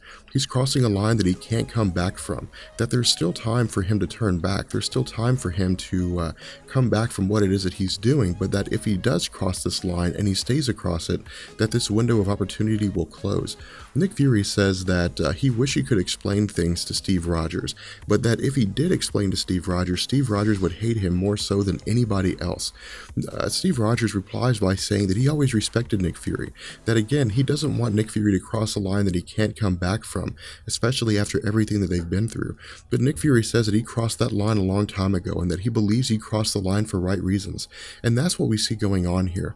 We basically see this conflict between Nick Fury and the Avengers, both of which believe that they're doing the right thing, that they have done the right thing. And with this, much like Civil War, it's up for debate. It's up for a discussion as to whether or not who's right here. Is Nick Fury right because he believes that the that the means are appropriate if the ends are satisfactory? Or is Captain America right here and is saying that there has to be some standard, there has to be some line that superheroes simply just don't cross? What we also see is that Captain America, once he realizes that he can't oppose Nick Fury directly due to the fact that Nick Fury possesses armors with enhanced physical strength, calls on Thor. And we see that Thor arrives to, again, attempt to defeat Nick Fury on his own. Thor says that this will simply take a few moments or so, but what we see as this progresses is that Nick Fury is able to single-handedly hold his own against Thor. But again, this is going to touch on the element of Nick Fury speaking with Thor and using the secrets of various characters against them. But before that happens, we transition back to the satellite, to the space station. And what we see is that Scott Lang and the various other superheroes that Nick Fury had been speaking with before he had retreated to his laboratory are still attempting to open the laboratory door. And what we see is that these superheroes are aware of the conflict that's going on outside. Scott Lang says that they should be helping him and are helping these various individuals. And we see that Emma Frost says they should be trying to get out of here, that if they don't leave, if the other superheroes come back and find them in here, that the superheroes may believe that they were fighting on behalf of Nick Fury. Moon Knight says that they were fighting on behalf of Nick Fury, that is the truth of the matter, and that some individuals may still be working for him. What we also see here is that when Black Panther says this, when Black Panther says that some individuals may still be working for Nick Fury, it appears that he's speaking directly to Bucky Barnes, and Bucky Barnes takes notice of this and says that he's the one that cut off Nick Fury's head, that he's the one that brought Nick Fury's head and revealed to everybody that Nick Fury was a life model decoy. And we also see that Black Panther says that in response to this, that Bucky Barnes was the one who was in possession of the Watcher's eye that had previously been held by the Orb. We also see that Bucky Barnes responds to this by saying that maybe Black Panther missed the part where Nick Fury had shocked Bucky Barnes with his walking stick, and that Bucky Barnes had been incapacitated, at which point Nick Fury took the eye. But then we also see that Black Panther responds by saying that Bucky Barnes had blown up Moon Knight's ship. And for the most part, what Black Panther is trying to attempt to establish here is that Bucky Barnes is not really presenting any evidence to indicate that he's not working for Nick Fury, that all his actions up to this point make him appear very guilty. The fact that he had killed Nick Fury but took his eye, the fact that he was in possession of the eye when Nick Fury electrocuted him, and then Nick Fury took the eye, which could very well have been something that was set up between Nick Fury and Bucky Barnes. The fact that Bucky Barnes had blown up Moon Knight's ship. All this evidence points to the fact that Nick Fury may very well be working with Bucky Barnes. What we also see is Bucky Barnes accusing Black Panther, saying that Black Panther is the one who recruited all of them into this investigation in the first place. And that's what's basically going on here, is that everybody is sort of devolving into this kind of situation where they're all accusing one another, where there's so much distrust here that no one knows who's working for Nick Fury or who's not, or if anybody's even working for Nick Fury. They simply don't know the answers to these questions, and because they don't know, they're all very accusatory, they're all very confused, but they're all very unsure of what it is that's taking place. From here we see that Punisher, Gamora, and Rocket Raccoon attempt to leave. They say that they simply just don't want to be here anymore, that there's some better place to be than to listen to all of these superheroes arguing amongst themselves. But then we see that Doctor Strange chimes in, and Doctor Strange says that nobody's going anywhere, that everybody here is together in this, that they're all part of this situation, and that they're all going to decide together what their next course of action is, that regardless of what Nick Fury's reasons were, that they think that Nick Fury, or he argues that Nick Fury is still a mass murderer, and that Nick Fury needs to be taken down for this. We also see that Doctor Strange says that at the end of the day, when the history books come out and people discuss this, that they want to be on the right side of history. And so he asks them who chooses this path, who it is that wants to be on the right side. From here we see that the Orb shows up, and the Orb asks if he gets a vote here, that because of the fact that the Watcher, or because Nick Fury took possession of the eye, because Nick Fury had tortured him to gain information about the eye, that he votes that they kill Nick Fury. We then see that Doctor Strange reacts to the fact that the orb appears to have a vast amount of power here, or at the very least has somehow been modified so that he looks similarly the same, but he has a sort of purplish aura about him. And Doctor Strange asks what it is that Fury did to him. Emma Frost comments by saying she doesn't think that it was Nick Fury, but what we see the orb saying is that he stole all the secrets, that he stole all of the secrets of presumably the Watcher, including the one that he's about to demonstrate, at which point we see him apparently use some vast amount of power or some kind of energy against the superheroes.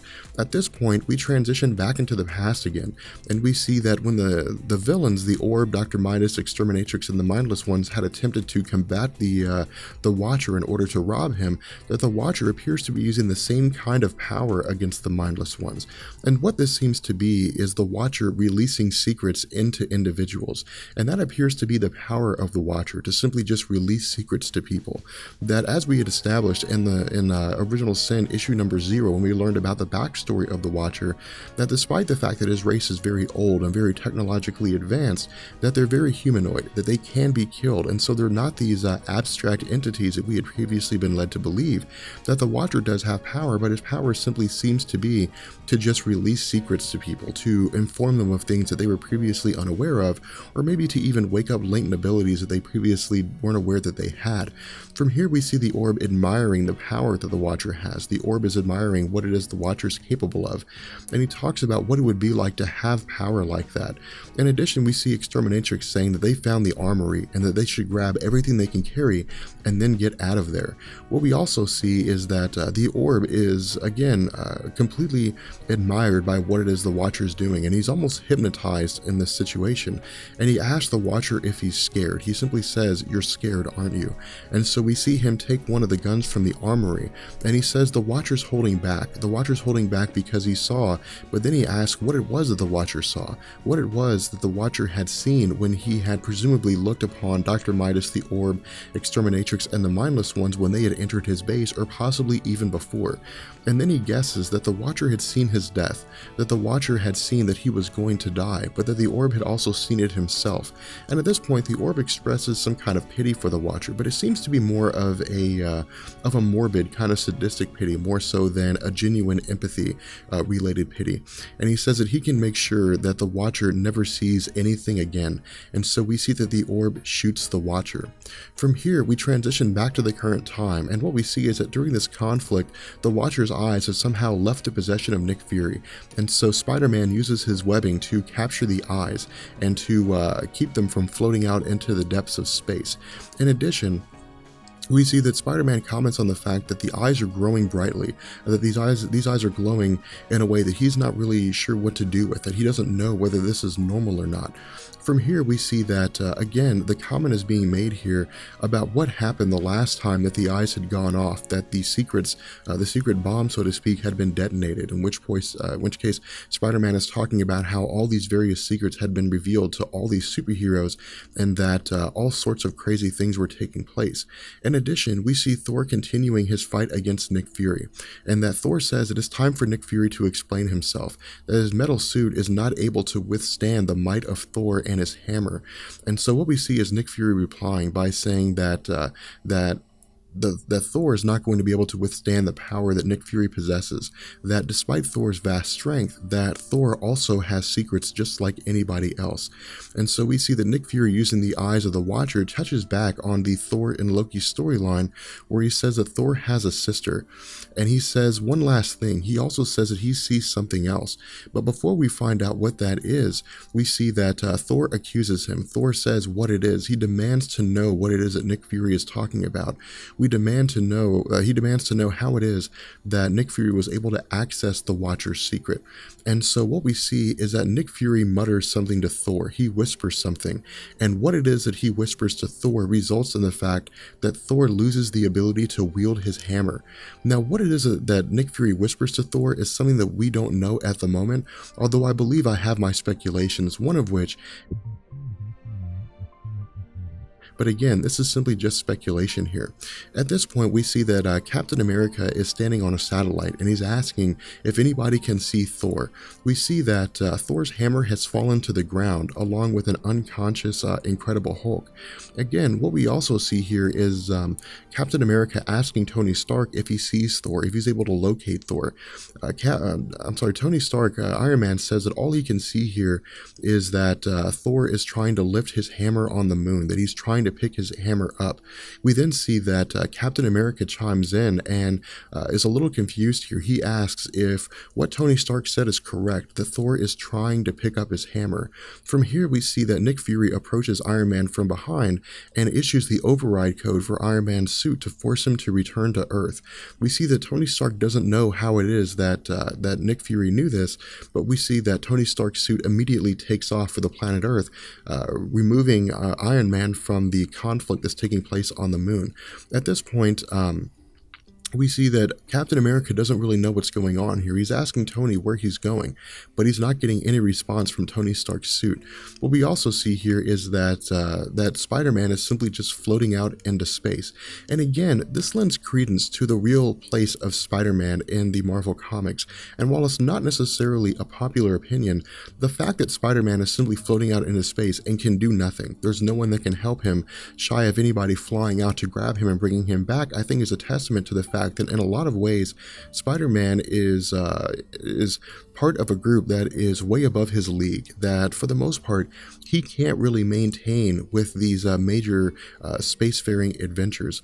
From here, we transition back to Captain America, and Captain America again is speaking with Nick Fury, and Captain America here is trying to rationalize once again with Nick Fury, but Nick Fury at this point has laid waste to pretty much all of the Avengers, because at this point we have the Incredible Hulk who is unconscious on the moon, we have Thor who's no longer able to wield his hammer, Iron Man's suit has been sent back to the planet Earth, Spider-Man is floating out into space, and he tells Captain America about how Wolverine had murdered one of his own children, about how Natasha Romanoff is more like Captain America than she is like Nick Fury, and that for some reason or another, this secret, or the secret he had revealed to her, had put her in a place to where she's just simply no longer interested in fighting anymore, that she's no longer capable of fighting. And so, between the power that Nick Fury possesses, given his suit and his armament, and the secrets that he has revealed to various superheroes, all of the Avengers have in effect been defeated.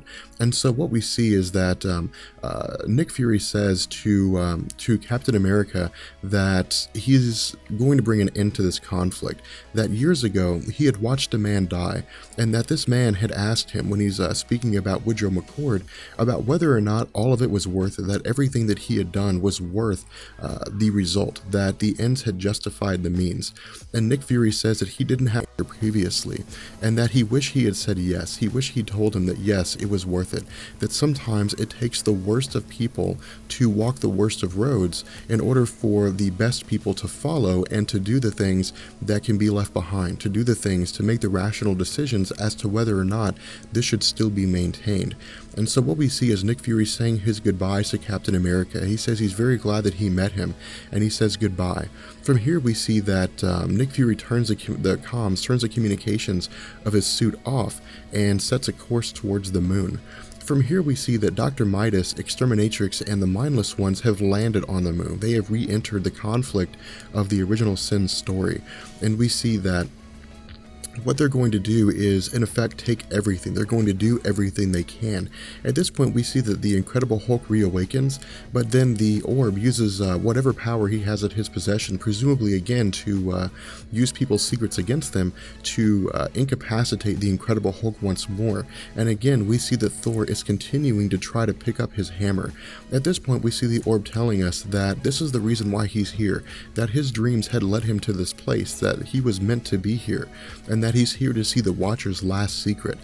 From here, we transition back to a few days ago again, and we see that Nick Fury has arrived on the Watcher's watchtower after the explosion that had taken place in order to investigate what it is that had gone on.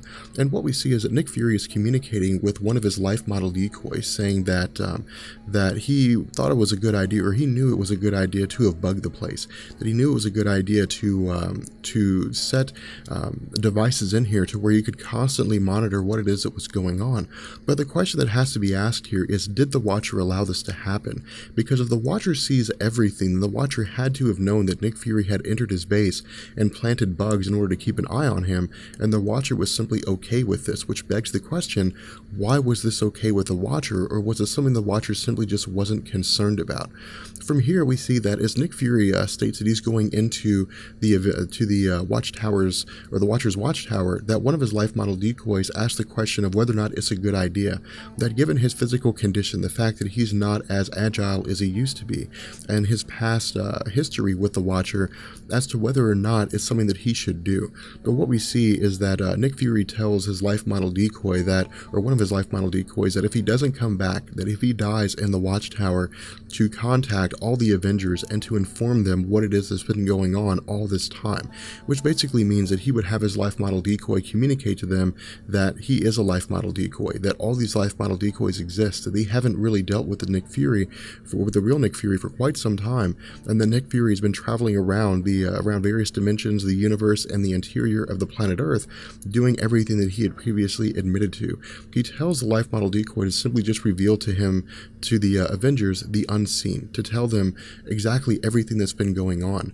And what we see is that when he enters the watchtower, he realizes that there has been some kind of a break-in. He realizes that someone has gone in here and stolen almost all the arms and armament that the Watcher had.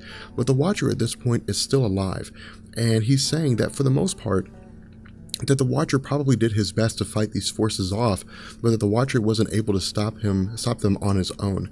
From here, we see that the Watcher takes note of Nick Fury, and Nick Fury is a little shocked to see this.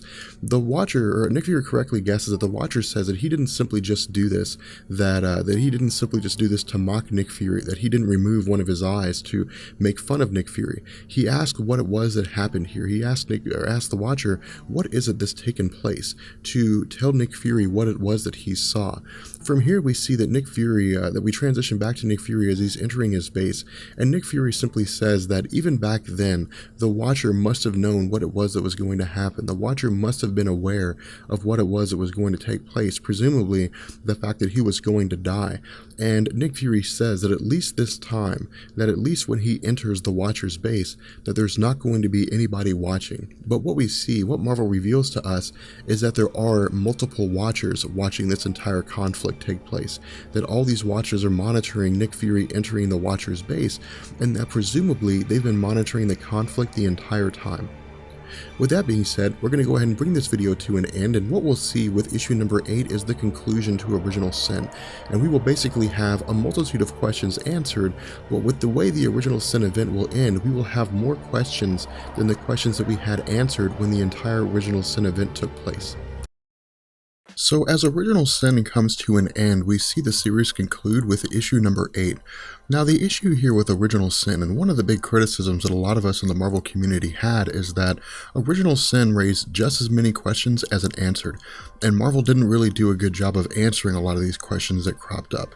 What we're also going to do here in this discussion is we're going to, for the most part, focus on Nick Fury's involvement with regards to the Watcher. We're going to focus on what it was that took place, and we're going to learn the truth about what happened with Nick Fury and what happened with the Watcher when Nick Fury arrived on the moon. And what we see here as the story opens up is a transition into the past, into a few days prior to the current events of the Original Sin event, and we see that Nick Fury has arrived after the Watcher has been robbed. And Nick Fury asked the Watcher who it was that robbed him, that how this happened. Now he says that the issue here is that the Watcher is in possession of a vast collection of weaponry, a vast collection of armament, that the Watcher sees everything, and so he knows most likely who it was that robbed him and where they're going, but that if they take these weapons from the Watcher's armory, if they take things like the Ultimate Nullifier and various weapons of Badoon origin, and they fall into the wrong hands, that it could lead to total destruction of the planet Earth. It could lead to a conflict on a scale never seen before.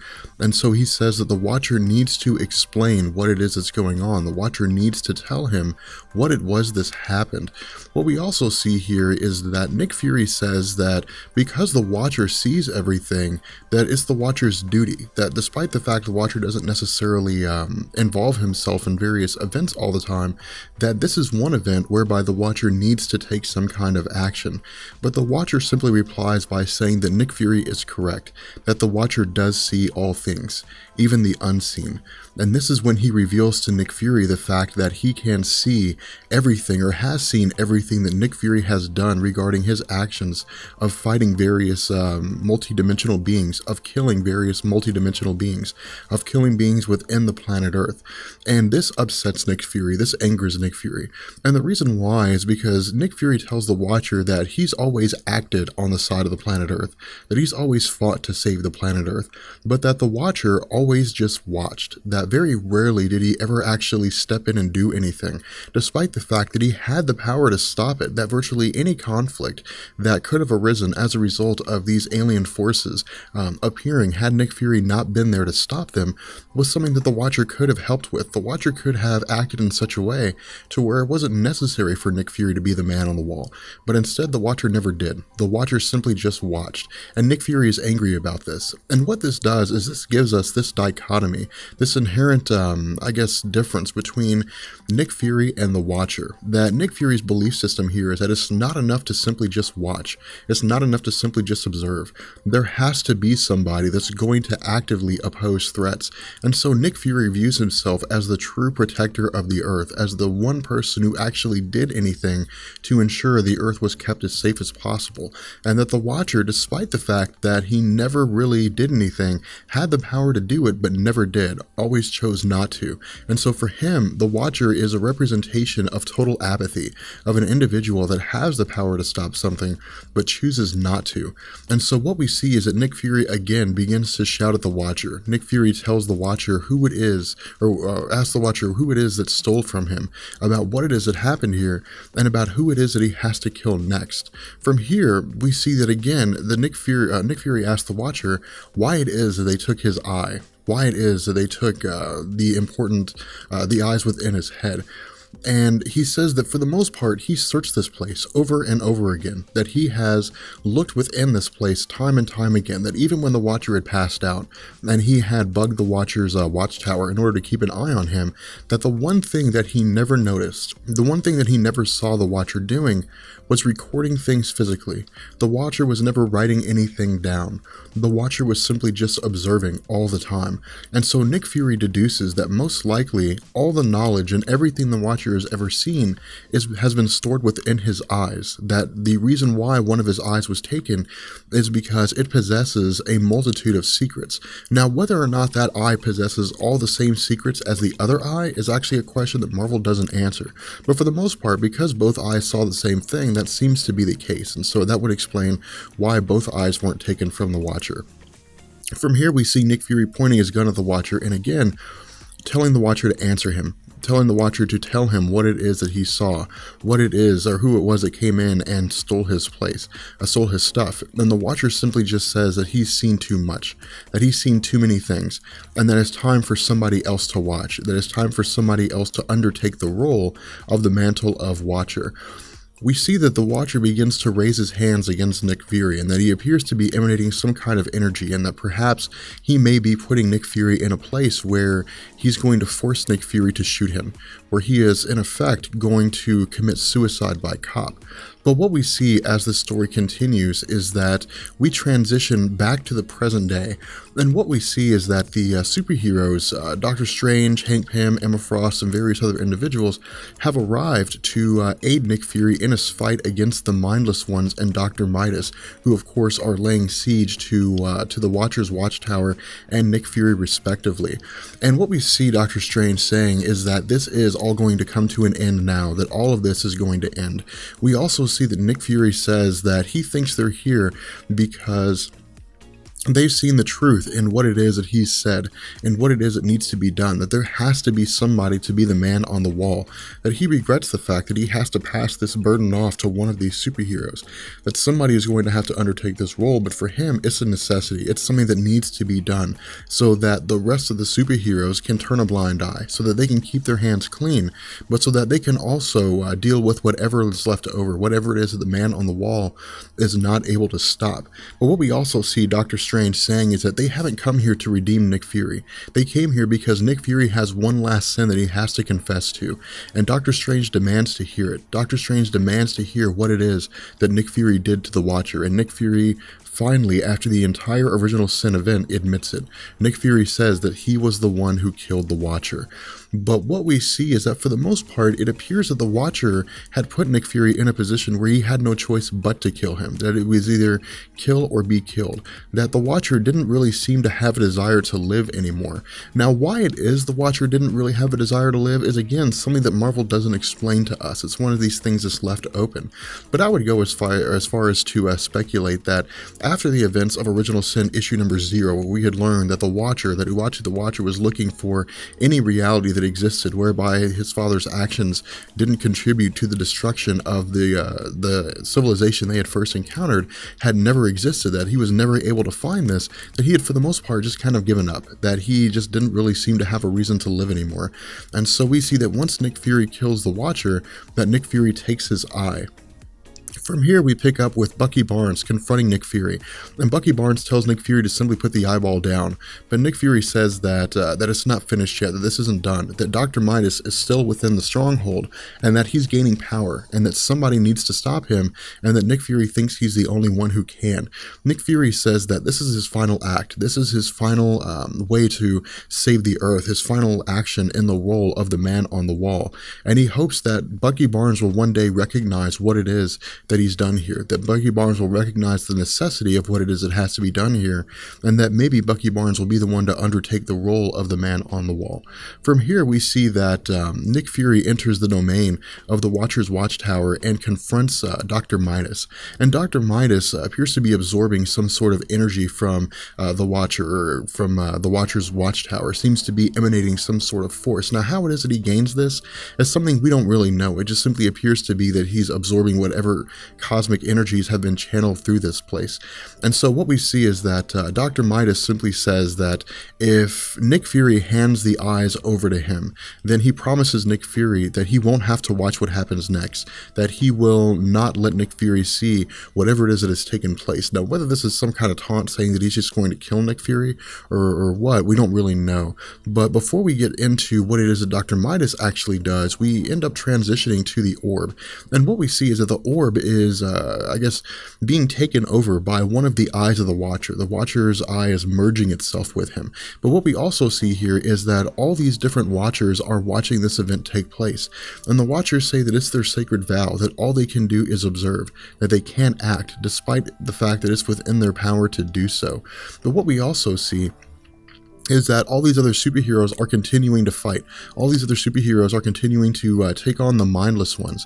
But for the most part, they really can't understand what it is that's going on here. They really can't fathom what it is that's taking place here.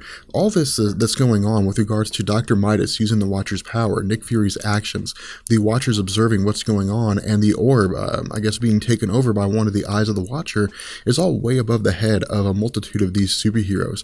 And so what we see Nick Fury doing is that, again, as he transitions into the past, telling us that he had no choice, that it all had to be worth it for him, that he took the eyes of the Watcher, or took the eye of the Watcher under the guise that he would be able to find who it was that had killed the Watcher, or had robbed the Watcher in the first place, and continue to fulfill his role of the man on the wall, and that the Watcher's eye would go towards him being able to do his job in a way that he had never experienced before, that he would be able to see almost all the forces that were intending to attack the planet Earth, and that he wouldn't have to rely on investigation or the normal means of of finding who these aliens were, or the standard practice of whatever it was that S.H.I.E.L.D. used for their intelligence gathering. And so what we see is that as we continue with this story, that Dr. Midas gets the eye of the Watcher plunged into his chest as Nick Fury attempts to kill him. And for the most part, it seems that the power within the eye of the Watcher is able to totally override any power that Dr. Midas has.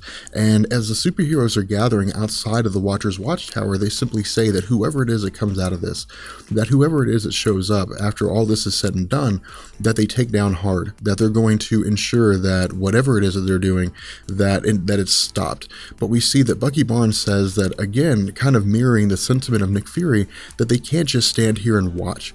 We see Emma Frost comment that whether or not Bucky Barnes is sure about that, and they look up to see that all these different Watchers are watching this event unfold. From here, we transition back to Dr. Midas, and Dr. Midas is again being overtaken by the power of the Watcher, and the Watcher's eyes, the power is simply just too much for Dr. Midas, is more than his body can handle, and so it appears that his body is entirely disintegrated, that his body is totally destroyed. And so as the comic, or as this begins to wind down, as the comic begins to come to a close, we see that Nick Fury is left next to the body of the Watcher and appears to have been dying, appears to, in fact, die from his wounds suffered after the event of this entire Infinity storyline, this entire Original Sin storyline. From here, we transition back to the superheroes, and the superheroes are simply gathered around the various parts of the Watcher's watchtower and what's left of it after it had been destroyed. And Captain America simply says that the Watcher is dead, that Nick Fury is dead, that all these different things that had taken place are going back to normal. But one thing I would like you to take particular note of is this oversight that was made, I think, by the artists of Original Sin, where Thor is continuing to hold his hammer, despite the fact that Thor has previously been seen, and will actually be seen after this, being unable to wield his hammer. And this, I think, was actually something that was first spotted on Reddit. But what we see Captain America saying is that for the most part, there's really nothing left of Dr. Midas. There's really nothing left of Nick Fury. That after Nick Fury had died, that his satellite full of the LMDs had all just disappeared. That the mindless ones have gone back to being mindless again. That for the most part, everything has gone back to the way it was before the Watcher had died, before anybody had manipulated his eyes. And so for the most part, Captain America has no idea what it is that's going on here. He doesn't know what drove Nick Fury to act this way. And he asked Doctor Strange and Black Panther if they may know. For the most part, what we see here is that Doctor Strange asked Black Panther why it is that he didn't tell Captain America what it is that he knew. And Black Panther says he never tells anyone anything. And he asked Doctor Strange why he didn't tell him. And Doctor Strange says that maybe he will one day. That after this is all said and done, maybe he'll tell Captain America about what's going on. But that after the eyes were used against the superheroes, after their secrets were revealed to each other, that for the most part, nobody trusts anybody. And that they've all become even more secretive than they were before. And that maybe this secret, whatever it is, should die with Nick Fury, that Nick Fury is presumably dead, and that all these things have finally come to a close. But what we see is that there's some individual that's cloaked, that is wrapped in a cowl of some kind, that's simply just standing behind Doctor Strange and Black Panther in a very eerie sort of way. And what we get is this bit of information, or I guess this sort of epilogue telling us what's happened after the original Sin event had come to an end.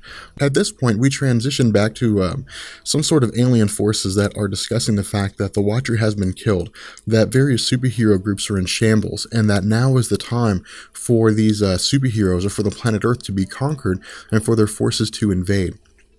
But before they're able to get too far, one of them is shot in the face, and we see that Bucky Barnes, the Winter Soldier, has undertaken the role of the Man on the Wall.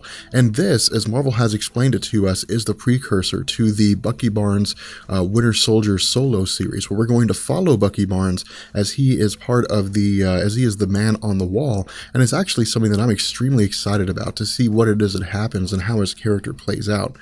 From here, we see that as Marvel completely brings the original sin event to an end, as we get to the very end of this comic, that Marvel tells us that things are winding down, that things are beginning to come to an end, that all these secrets, that all these sins are for the most part beginning to come to a close, and that there is an individual, there is a man that stands on the moon, and that his job is to forever watch, for eternity, to watch but never interfere, to always be unseen. And what we see is that this man is Nick Fury, that Nick Fury is still alive, but seems to be chained to the moon, seems to be chained and stuck to the moon so that he can never leave, and so that for the rest of eternity, he will simply just monitor, he will simply just watch the planet Earth, and that he will never ever be able to be allowed to interfere, that he will never be able to undertake the role of being the man on the wall. With that being said, we're going to go ahead and bring an event, or bring it into the original sin event. I really hope you guys enjoyed it. If you did, let me know, and I will catch you guys later. Peace.